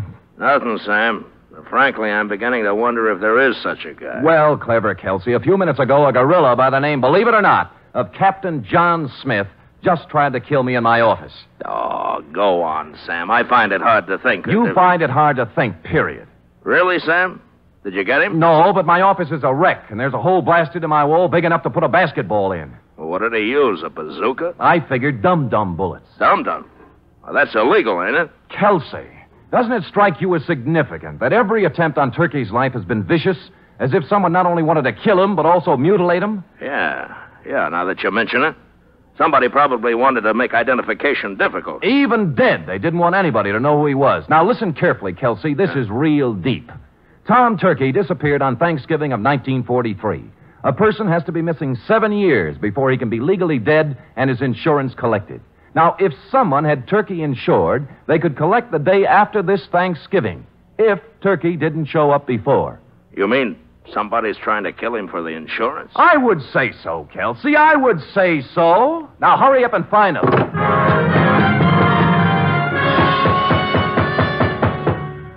When I put down the phone, I heard a heavy pounding. For a minute, I thought it was in my head, until I turned to face the door, and standing there was a small pilgrim with bandy legs in black stockings, pantaloons, white-collared coat, and stovepipe hat. Hallelujah! He wore silver buckles, and what he was pounding on the floor was an 18th century blunderbuss. Hallelujah! Have I got the right place? Well, offhand, I'd say so. If you're looking for Captain John Smith, he just left. Pocahontas is expected any minute. Now, don't you go trying to confuse me. I'm too thirsty. What's on your mind, Pilgrim? Well, I'm looking for a fellow named Dan, I'm so thirsty I forgot. Sam Spade? That's it, yes. Oh, you broke your water bottle, huh? Yeah. Good. That stuff's poison anyway. Hallelujah. Hey, say, do you happen to have any hard cider around? Fresh out. Oh. I'm kind of thirsty, you know. Any type of corn squeezins? Here, try this, Dad. Well, yeah. Good, huh? Oh. You like that, huh? Oh.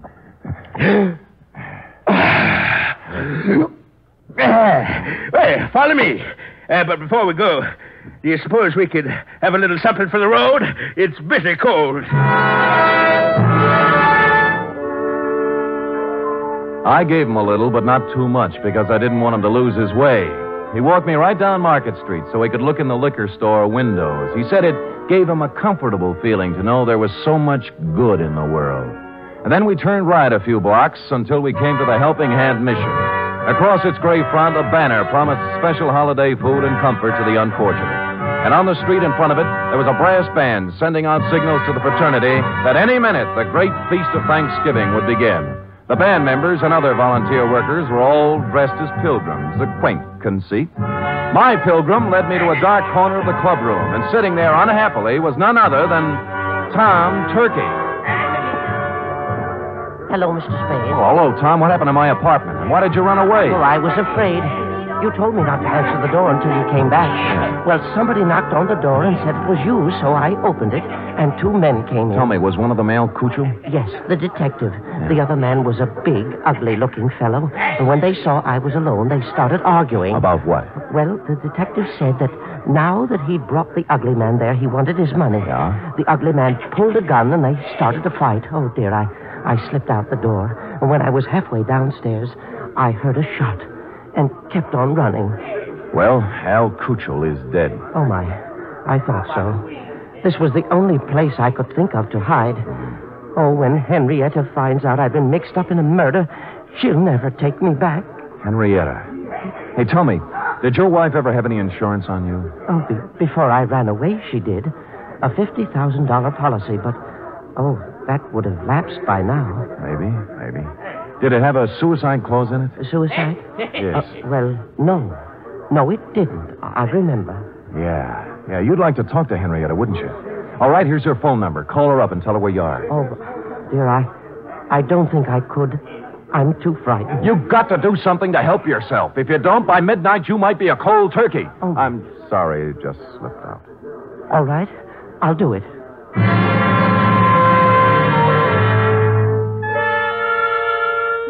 Well, he went and made the call. When he returned, he said that a man had answered who said Henrietta would come down and pick Tom up. He didn't want to wait, but I sat on him. The pilgrim brought us a dish of turkey dinner, saying he couldn't stand food himself, and we munched a spell.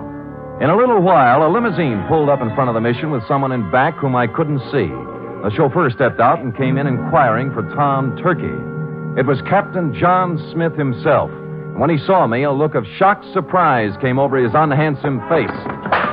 Hoping to catch him off balance, I dove at him. It was the liveliest thing that has happened at the Helping Hand Mission in years, and we had a good harvest, too. Money was even changing hands. When I heard the odds starting to go against me, I realized I'd better come up with something. Here, use this, partner. And I did. The bandy-legged pilgrim shoved his blunderbuss right in my hand. And I swung. Smith dropped like pheasant on the wing. I looked up. The passenger from the limousine was just coming in. What's the meaning of this? It means, Leander Luce, that you're not going to carve Tom Turkey up for your Thanksgiving insurance policy. Hallelujah. Drumstick, anyone?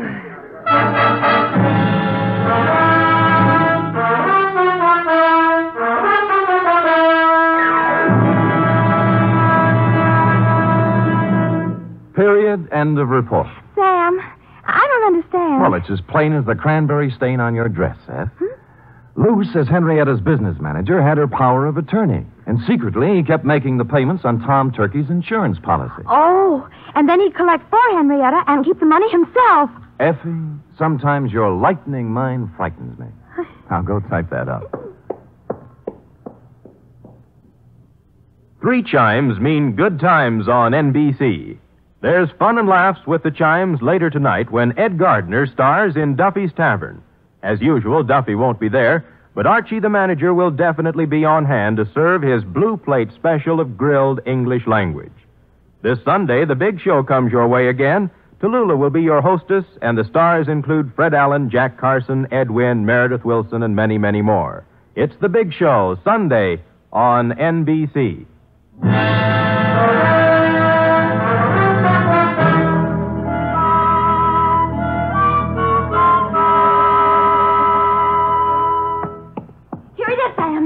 Sam, the man who killed Al Cucho and tried to kill you, was his name really Captain John Smith? Now, Effie, could we have a Thanksgiving caper without a Captain John Smith? It wouldn't be right. It was a coincidence, wasn't it? Well, if you promise not to tell anyone. I won't. His real name was Michael Giuseppe Yablonsky Smith. I called him John for short. You're so kind. Are we going over to your mother's for cold turkey snacks? Well, all right, but I don't think there'll be much left. Oh? You see, my cousin Gertie couldn't find her little boy. And Mother phoned and said they just found him. He was inside the turkey, eating his way out. Effie, is there no way to curb that tongue of yours? Yes, sir. There's one way. Well, come here. Oh,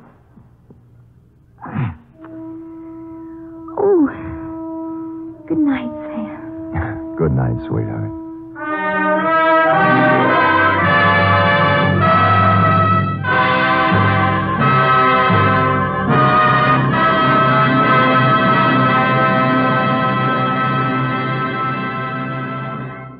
Well, you see, you can fit more of them in your freezer. You get one turkey, it's this great big thing, feeds a bunch of people. You ain't got no room for that until actual Thanksgiving Day.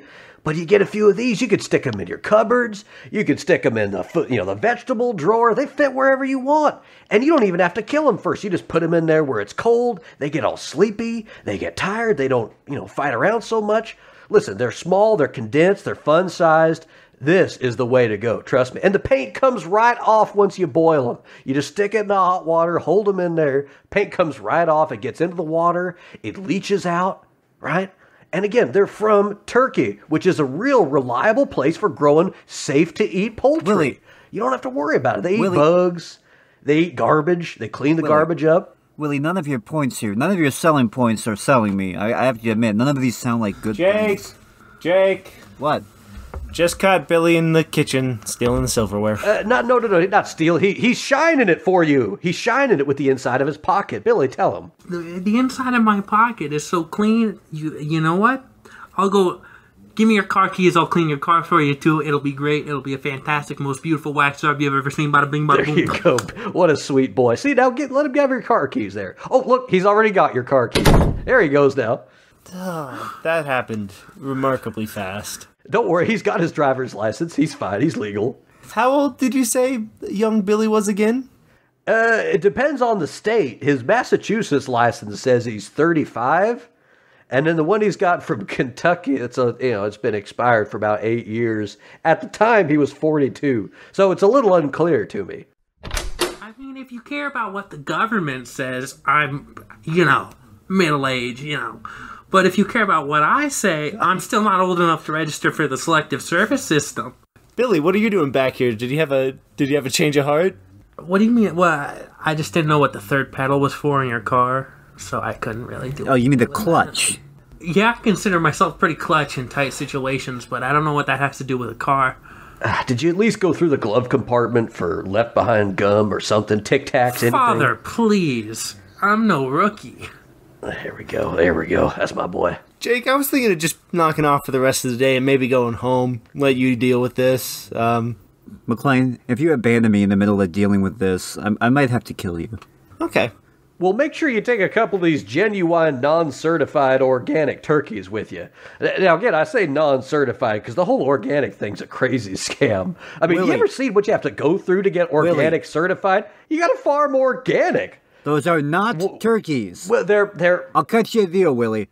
Oh, deal. Yeah. I'm all about deals. If you leave and come back with an actual turkey, we can do business. Until that point, no sale. Oh, all right. I know a neighborhood that keeps their doors unlocked. All right, Don't steal the turkey either. Well, it's just a reacquisition. It's going from one family to another, and freezers ain't got no locks on them. You know exactly what I mean. Oh yeah.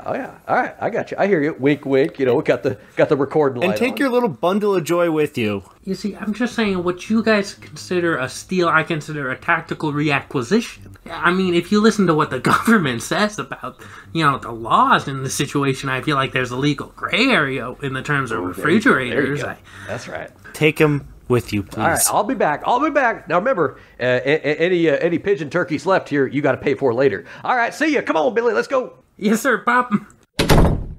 All right, well, at least they're gone for now.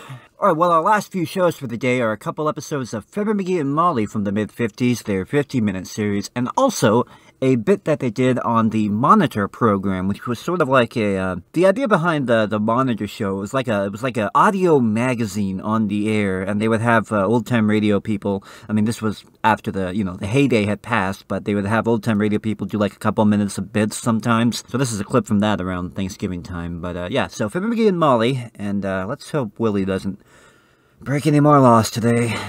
Yeah, I'm going to go sweep the ventilation system to make sure there aren't many turkeys Willie can charge us for hiding out in there.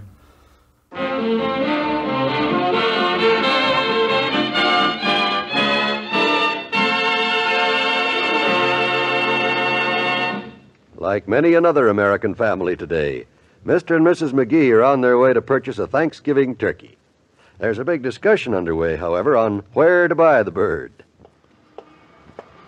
I've checked the ads and talked to all my friends, and Harry's Market is the place to buy it, McGee. Molly, I keep telling you that's because you don't know about Goober's turkeys. He's got a better deal all around. This guy, Elroy, he said so. Yes, dear. Why buy turkeys from a butcher that he keeps them in cold storage for maybe months when you can get a fresh one from a turkey farm? And the birds are not only bigger, but you can save money out there. They kill them and dress them for you, right? Save money? After spending $10 for gas to get there? Oh, don't exaggerate. It's not over 30 miles out there, Elroy said, and in an hour or so we could be out there. Here's the market. Let's at least give it a try, and if they don't have what we want, or if Harry's prices are too high... Ah, well, Mr. Wimple. Hello, folks. Oh, hi, Limp. You getting a turkey today, too? No, I got mine 20 years ago. 20 years ago? Yes, the day I said I do. Ah, Mr. Wimple. Oh, and is she a tough bird? Oh, you mean Sweetie Face? My big old wife, yes. She's next door there right now, having her hair done. Next door? You mean at Nick's Delicatessen? Yes. What do you mean? She's having her hair done in a delicatessen? Well, she wouldn't have turkey for Thanksgiving like other people do. Oh, no. She insists on having Belgian hair. Oh, that kind of hair. As a girl, she used to go out in the woods every year and trap her own dinner.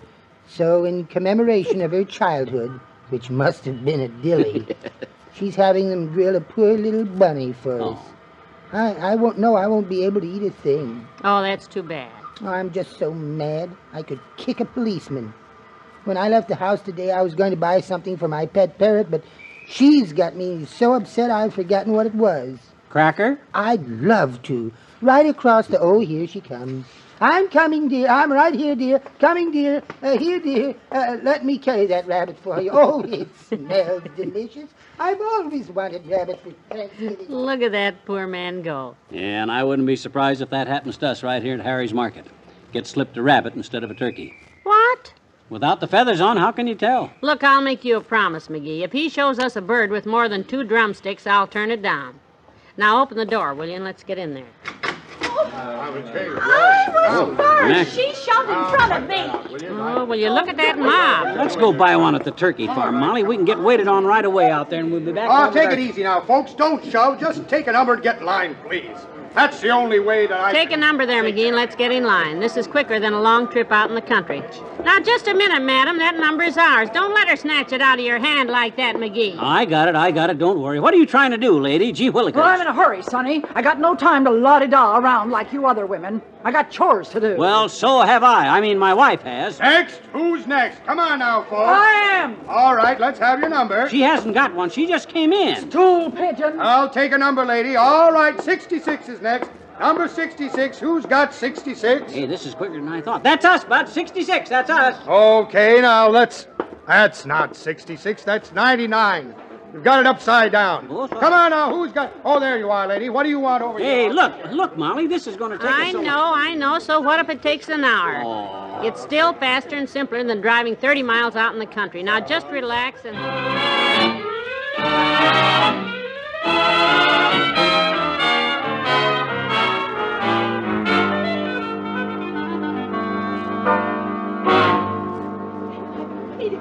Will you get off my... Oh, madam! What's that umbrella, please? Oh, which one did you say, ma'am? Will everybody be quiet, please? This lady is trying to make up her mind. That's better. Now, which bird? I said I like the second one there, the one on the left. Ah, you made a wise choice, lady. Plenty of meat on this bird. Now... Hey, hold it. Just a darn minute there, Buster. Oh, dear. What are you trying to pull there anyhow? That bird's got no feet. Why, of course not, McGee. He took the feet off. Well, if we're buying a whole turkey, let's have a whole turkey with feet. You buying him to eat, mister, or are you going to enter him into a buff contest? Oh, now, don't get smart with me, wise guy, or my wife either. We don't need your scrawny old buzzards at 69 cents a pound. A friend of mine told me about a turkey farm where... Well, go there. All right, who's next? You, lady, what can I do for you? Now look what you did. Don't you worry about a thing, Molly. When we get out to that turkey farm... Okay, you win. Let's get started. Yeah. I want a turkey for Thanksgiving, not New Year's Eve. And the way things are going so far...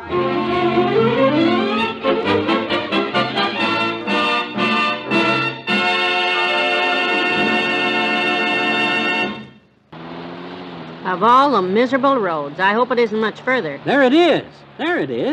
Right around the turn there. See all the turkeys out there? Oh, thank goodness. Goober's Turkey Farm. That's it. Says we ship turkeys to Hollywood. Yep. This guy Elroy that told me about this place. It says Garson, Carson, Gable, and Grable all gobble Goober's gobblers. They do have some nice big turkeys there, and after bouncing over this rough road for an hour, they'd better have, because... Come on, hop out. Well, hey, hi there, neighbor. Oh, that's him, Molly. Elroy, the guy that told me about this place that I met on the bus. Oh? He must be out here getting a turkey for his wife, too. It's good to see you again, neighbor. Well, hi, Elroy. I'd like you to meet my wife, Molly. Molly, this is Elroy. Elroy Goober, ma'am. Welcome to Goober's Turkey Farm. Well, there's nothing like word-of-mouth advertising. You came to the right place, folks, for a fresh Thanksgiving turkey. There they are, whole yard full. Take your pick, $7 each. Oh? All the same price, regardless of size? Some are pretty big. That's right, all same price. Ma and I, we work on the principle first come, first served. See, I told you about this place, Molly. My friend Elroy here, when I met him on the bus, he told me... Well, let's not waste time chatting, dearie. Let's pick out a bird and get home. I still have to cook Yeah, well, if they're all the same price, it ought to be pretty simple which one we want. The biggest one you got.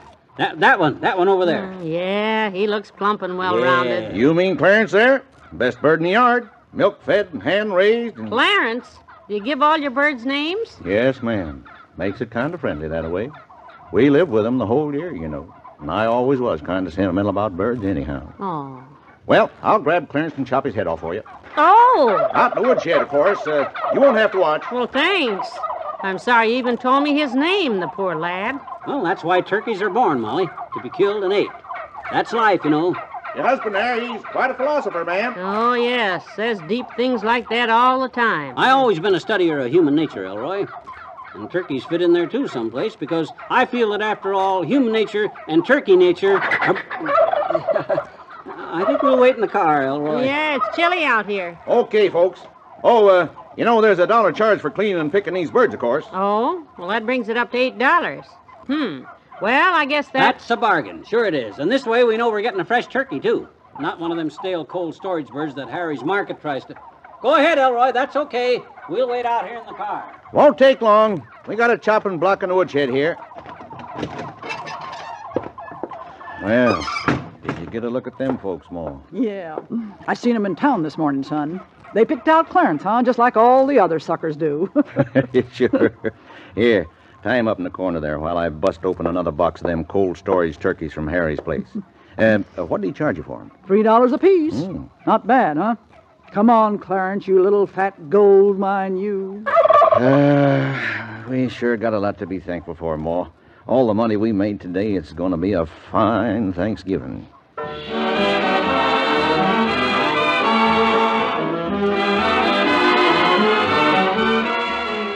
Oh, boy, oh, boy, oh, boy. What a dinner. Well, I don't mind admitting I enjoyed it. Wasn't that turkey delicious? Just terrific. You can sure tell the difference between fresh turkey and them cold storage kind, can't you? Sure you can. It's funny how things turn out, isn't it? Yeah. When we started down to Harry's Market this morning, I never dreamed we were going to wind up way out in the country at a turkey farm. Yeah, and when I took a notion to walk back to Elroy's woodshed just to watch how they picked the feathers off a turkey, I never expected to find that rat wrapping up a cold storage bird to slip us either. That dirty chiseler. Well, it turned out just fine. Yep. I don't know when I've enjoyed a turkey dinner so much. Oh, me too. And I just hope everybody has as wonderful a Thanksgiving as we've had. Yep. Happy Thanksgiving, everybody. Now, as soon as I can get the attention of the waiter there and pay my check. Oh, waiter! Garçon! Our check, please. So long, everybody. See you tomorrow.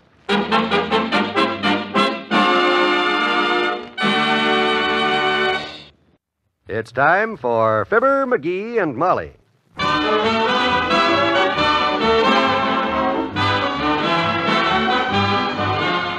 Sundays through Thursdays, NBC brings you Fibber, McGee, and Molly transcribed. The show is written by Phil Leslie and Len Levinson and directed by Max Hutto.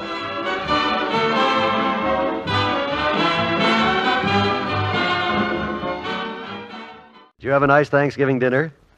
Well, lean back, relax, and listen to what happened at the McGee home today. It's long about noon right now at 79 Wistful Vista. The turkey is in the oven, the pies are on the breadboard, and Mrs. McGee is in the front hall talking to her neighbors. Come in, Sally, both of you. Oh, we can't stay. No, Sally and I are just going to go over and visit my mother for a spell, and Well, now, wait a minute. You haven't forgotten you're having dinner with us around 4 o'clock, have you? Oh, no, that's why we stopped in. I just wanted to know if there was anything I could get for you. Anything I can bring? You just bring your appetite. We have everything else. I've got a big turkey in the oven. We're going to have chestnuts in the dressing and pumpkin pie and hot mince. Oh, and McGee's going to have a surprise for us. A surprise? Yes, he found an old family recipe for a special cranberry sauce, and he's going to make it himself. Well, now, you can't discourage me, Miss McGee. I'm coming anyhow. Well, he's been downtown all morning buying cranberries and stuff, and... Oh! He's back. Excuse me, kids. I got to protect my kitchen. We'll see you about 4 o'clock. McGee, is that you, or did the Army backfield just go through the kitchen? It's me, kiddo. I just got home. Took me all morning to round up the proper ingredients for my big treat today, but I got 'em. Good. I'd like to let you help me make it, but Mother McGee's cranberry super sauce is a very special recipe. Particular. Mm-hmm. You can watch me, though, if you want. Gee, thanks, kid. Good. But I'm going to have my hands full with the pies and the turkey and a few other little items. You go right ahead. You won't be in my way a bit. Now, let me see. I wonder if this will be big enough to start. Big enough? Why, that's a special kettle that my great-grandmother used to boil moose in. 2 at a time, if you... Oh, Why... I won't hurt it any. Now, let me get the cranberries over here. Get the bag open. McGee, you know we only invited the Nelsons, Dr. Gamble and his mother, and Miss Cuddleson, and the old-timer and Mr. Wimple. Yeah, I think I got enough cranberries.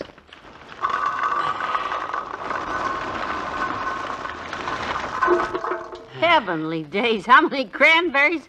5 gallons. And every single berry hand-picked by me at 6 different markets. What? Yep. Getting the berries was nothing to the trouble I had finding all the right spices for it. Spices? We have a whole shelf full of spices right in the pantry there. You got fresh peppermint leaves, lemon verbena, ginger root, sassafras, oregano, or angelica? Did you say you're making cranberry sauce or root beer? Cranberry sauce, my dear. Mother McGee's cranberry super sauce. I better get to work, too. Hand me the brown sugar, sorghum and vinegar, and get me a double boiler and a heavy skillet, will you? Yes, sir. Coming up. While the berries are cooking, I'll chop the citron, grate the nutmeg, braise me a grapefruit in a well-buttered skillet, and get this show on the road.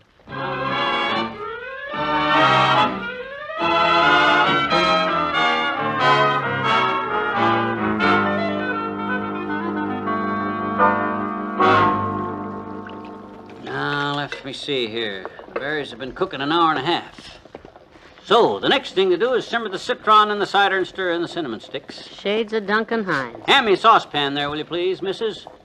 Oh, and get me down 2 raisins, will you? 2 raisins?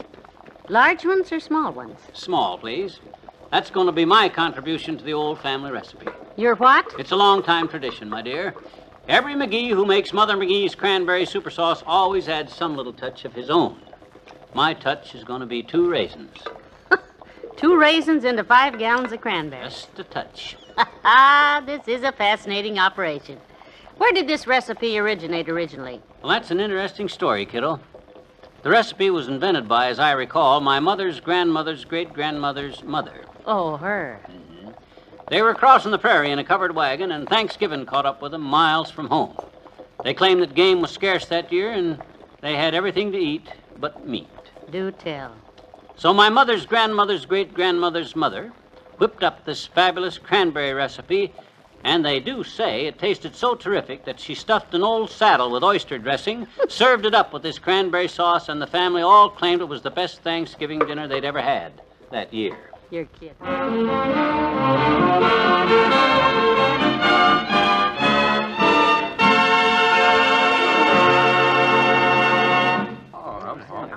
I was just out in the kitchen, Doctor, Mrs. Gamble. It won't be long now. I hope not. I'm starving. Oh, you're always hungry, George. Ever since he was a child, Mr. Wimple, he's always been starving. Are you hungry, Mrs. Gamble? Starving. Well, now, we can sit down in a few minutes, folks. I'm sorry Miss Cuddleson couldn't come, Doctor. Oh, so was she, Molly. She's on duty at the hospital all day. Oh, excuse me. I want to tell Les and Sally something about... Oh, poor George. He was very disappointed that she couldn't come. You know, I think he's in love, Molly. No. Oh, my. Well, he really should be married, you know. Why, of course he should. Everybody should. Don't you think so, Mr. Wimple?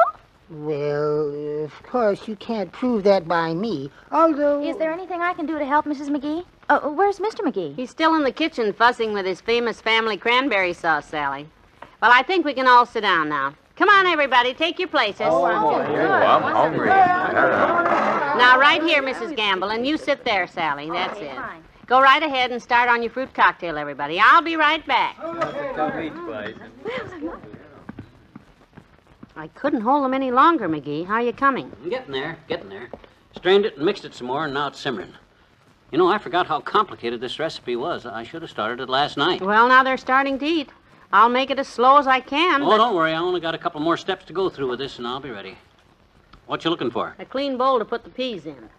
I guess I used all the clean bowls, but I'll let you borrow this one. I'm through with it. Oh, dear, I never saw anyone who cooked so all over the place like you do, McGee. Can I be of any use, Johnny? Finish my fruit cocktail and brung the plate. Oh, dear, I better get back in there. Come in as soon as you can, McGee. I sure will. Whoop, I gotta watch these pots. Say, Johnny, that's some layout you got all over the stove. What can I do? Oh, nothing, thanks. You better hightail it back to the dining room. You might miss out on a course, old-timer. Rather stay here and watch you. Reminds me of the way Mama used to make her 14-day pickles. Yeah?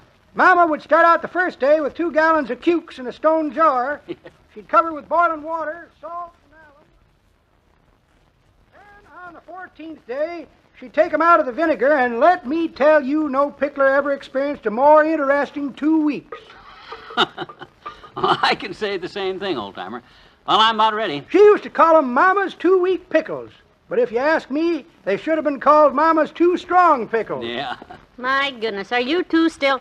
Oh, McGee, now we can't wait any longer. Everybody's yelling for the turkey. Oh, okay. You two take it in. I'll be right along. Let me help you, daughter. We can trot in with that turkey together. It's a big one, isn't it? Yeah, used to be one of the best turkey trotters that ever rolled up his trouser cuffs. Look at that big old bird. There, now. We'll put it down here, Mr. Oldtimer. Easy now, easy.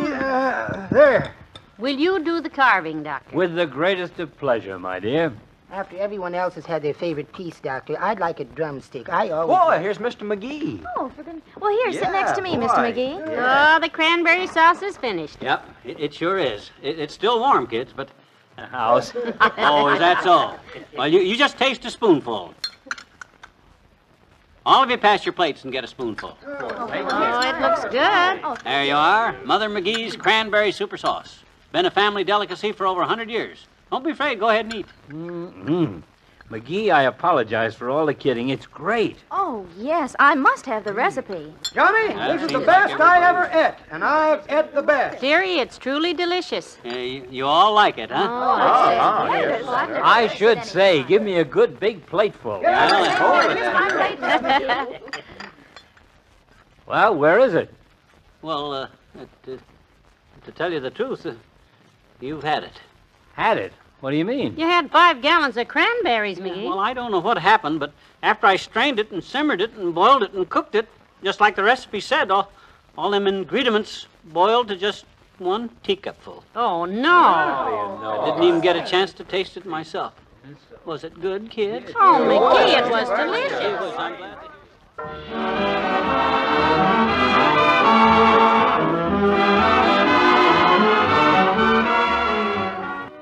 We hope this has been a happy Thanksgiving for you, as it has been for us, with so much to be thankful for. And we hope you'll join us in saying thanks to God for all the blessings He has bestowed upon us.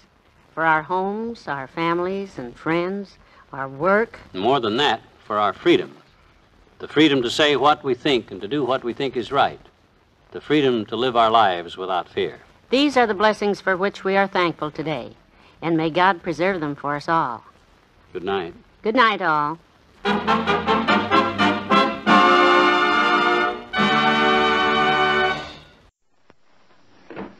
That you, McGee? Oh, it's not only me, Molly. It's me having just picked up the greatest bargain of my lifetime. Don't tell me you bought some of that earth-moving equipment they were auctioning off out at the highway garage. No, I went out to that sale, but the tires on all the earth movers look like they've been recapped, so I didn't even put it in bid.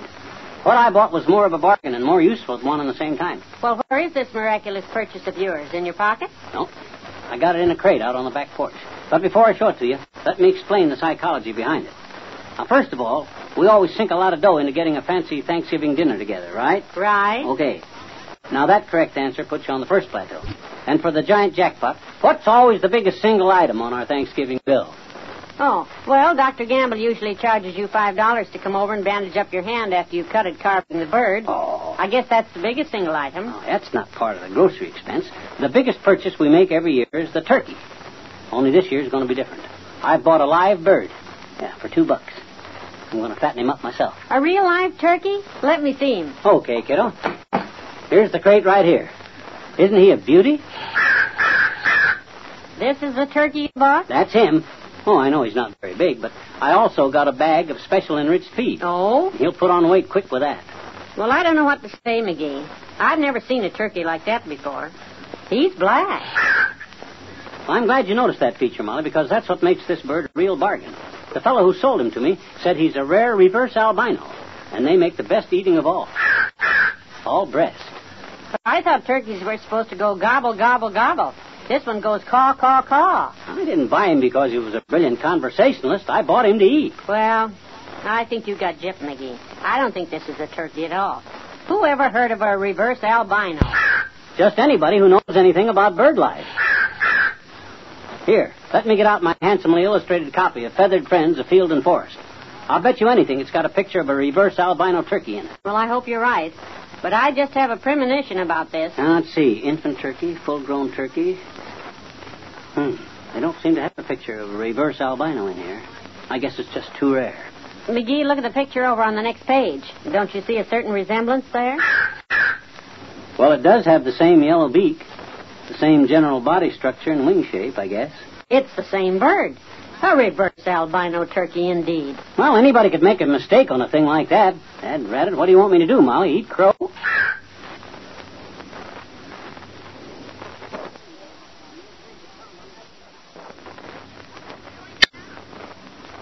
Now, let's see.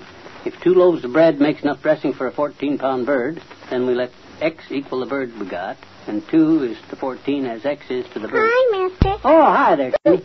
Well, what's the late word from the tricycle trade? My Mom is getting ready to fix Thanksgiving dinner, I betcha. I see. And she sent me over to borrow a pinch of poultry seasoning. Oh. Well, I imagine Mrs. McGee can fix you up. She might even let you have a pinch and a half. You're having poultry for the festive feast, are you? We're having a duck. Oh, you are, eh? I says you are, eh? Or what? Having a duck. So are we. Well, I just hope your Mom and Daddy are taking time out from the gay round of food frolicking to tell you about the real meaning of Thanksgiving. You mean about how everybody stuffs themselves and then you all race to see who can get to the couch first? No, not that. I'm talking about the Pilgrims. They were the ones that had the first Thanksgiving, you know. The Pilgrims? The Pilgrims. It's quite a story, Teeny. Oh? They came over here when this country was still a wilderness. They sailed clear from England on a tiny little boat called the Wildflower. And they had to hunt around for months before they found a place to land where there was a rock with the number 1620 printed onto it. Was 1620 their address? No, that was the year, Teeny.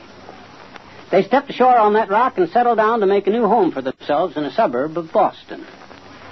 A fellow by the name of Miles Sandwich was their leader. Oh, gee, I'm fascinated and eager to hear more, I betcha. Well, Miles Sandwich went into business proposing to girls for other fellas. Oh? His first client was Joseph Alsop. He wanted to propose to Priscilla. How romantic. Yeah, well, Priscilla didn't think much of the idea. She wanted Joseph to speak for himself. And they kept arguing about that instead of planting crops. But fortunately, the Indians came through and gave them a hand. And the Pilgrims were so thankful for the help that they decided to hold the first Thanksgiving dinner. Gosh, I betcha. And they invited the Indians over for the spread. Of course, the Indians didn't have too much to be thankful for since they were just being invited over to eat their own food. But we still celebrate Thanksgiving as a time for being thankful. I getcha, I betcha. Yeah, well, I'm glad to hear you say that, Teeny. Now think careful. What would you say you got to be thankful for? Well, that's easy. I'm thankful that our kindergarten teacher told us the story of the Pilgrims before you got a hold of me. So long, mister.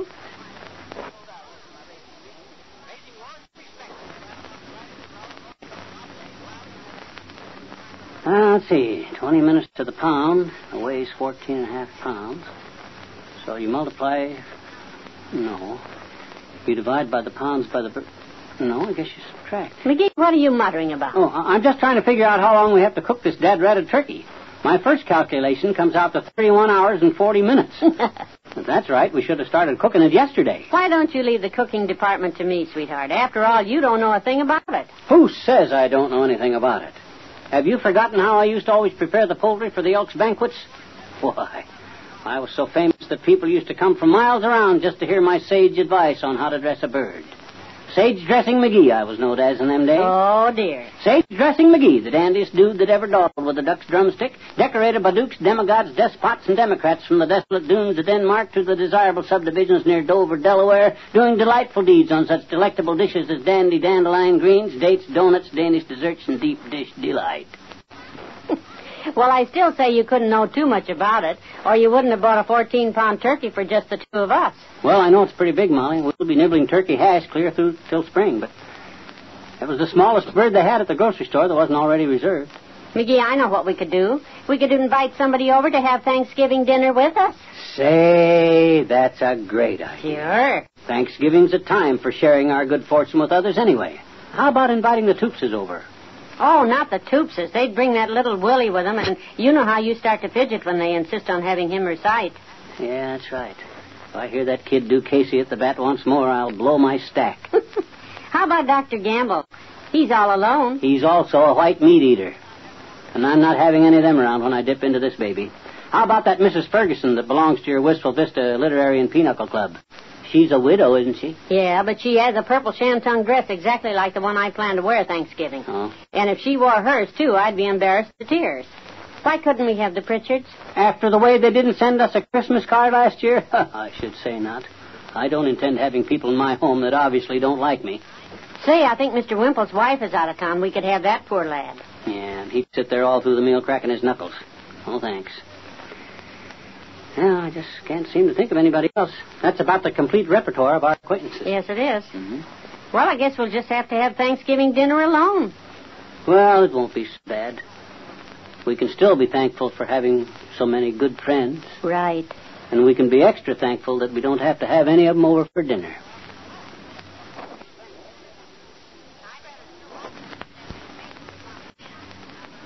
McGee, why in the world are you curling up with a book? You promised me you'd go to the grocery store and do my Thanksgiving shopping for me. It just so happens, my dear, that this book is going to be a source of material for the grocery list. I'm reading Prawn's History of the United States, Volume 1. Heavenly days, what has that got to do with the grocery list? Well, now let me answer your question by asking one. Just what type of thing had you figured on having me buy for the Thanksgiving dinner? Well, we already have the turkey, so I'll need some potatoes to mash, and a couple of loaves of bread for the dressing, and some frozen peas for the vegetables. Halt, and desist right there. Don't you realize what you're doing? No. You're making a tapestry out of Thanksgiving. That's what you're doing. Our Pilgrim descendants would be turning over in their graves if they could read that grocery list of yours. You're trotting our national traditions underfoot. And I, for one, am not going to stand for such an un-Americanism as that in this house. My stars. Heavenly days, you make it sound as if I should be called up before a congressional committee. What have I done? Well, Molly, I've been reading here in Prawn's History of the United States, Volume 1, about what the Pilgrims had to eat at the first Thanksgiving dinner. They didn't have bread dressing. They didn't have mashed potatoes. And they most absurdly didn't have frozen peas. Well, I say let the Pilgrims eat what they want and we'll eat what we want. And that's what I mean by un-Americanism. We celebrate Thanksgiving to commemorate the Pilgrims, and we ought to eat the same things they ate. Now, throw out that grocery list and start making a new one. The first item is maize. Is what? Maize. That's wild Indian corn. You know, with red and black kernels. They wouldn't have any maize at our grocery store. Well, where would you get it then? I don't have the faintest idea. If it's wild Indian corn, I guess you'd have to get it from a wild Indian. Well, I don't think there's any of them around Wistful Vista. I suppose we'll have to have regular corn with our wild turkey. Wild turkeys are extinct. I don't care what they smell like. We got to get one to be authentic. There are no more wild turkeys. What about pemmican? What is pemmican? I don't know. It says the Indians brought pemmican to the first Thanksgiving dinner. I guess they mean those white birds with the big bills. Those are pelicans. Oh, yeah. Well, we probably couldn't get any of them at the grocery store either. Well, about all that leaves is wild squash. I'm sorry, McGee, but that's another item you wouldn't be able to buy today. Oh, gee willikers, no wonder the Pilgrims had such a rough time of it. They'd have saved themselves a lot of trouble if they'd ate the same stuff everybody else did. Hey, all right. I see you left the door unlocked for me. Take a look at what I got here. I got me a turkey, a real one. That is... not from Turkey itself. Is that an actual real turkey?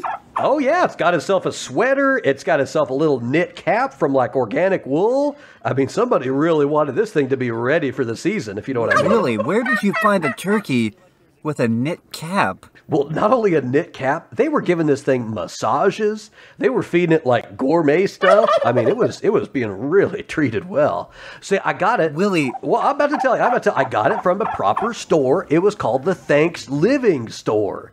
Right down the road. The Thanks Living? Thanks Living. Yeah, it was fantastic. They didn't even charge me for it. I went in there, scared a few people. They backed up against the wall. Billy showed him his gun just for funsies. And then I keep that thing on me, and I...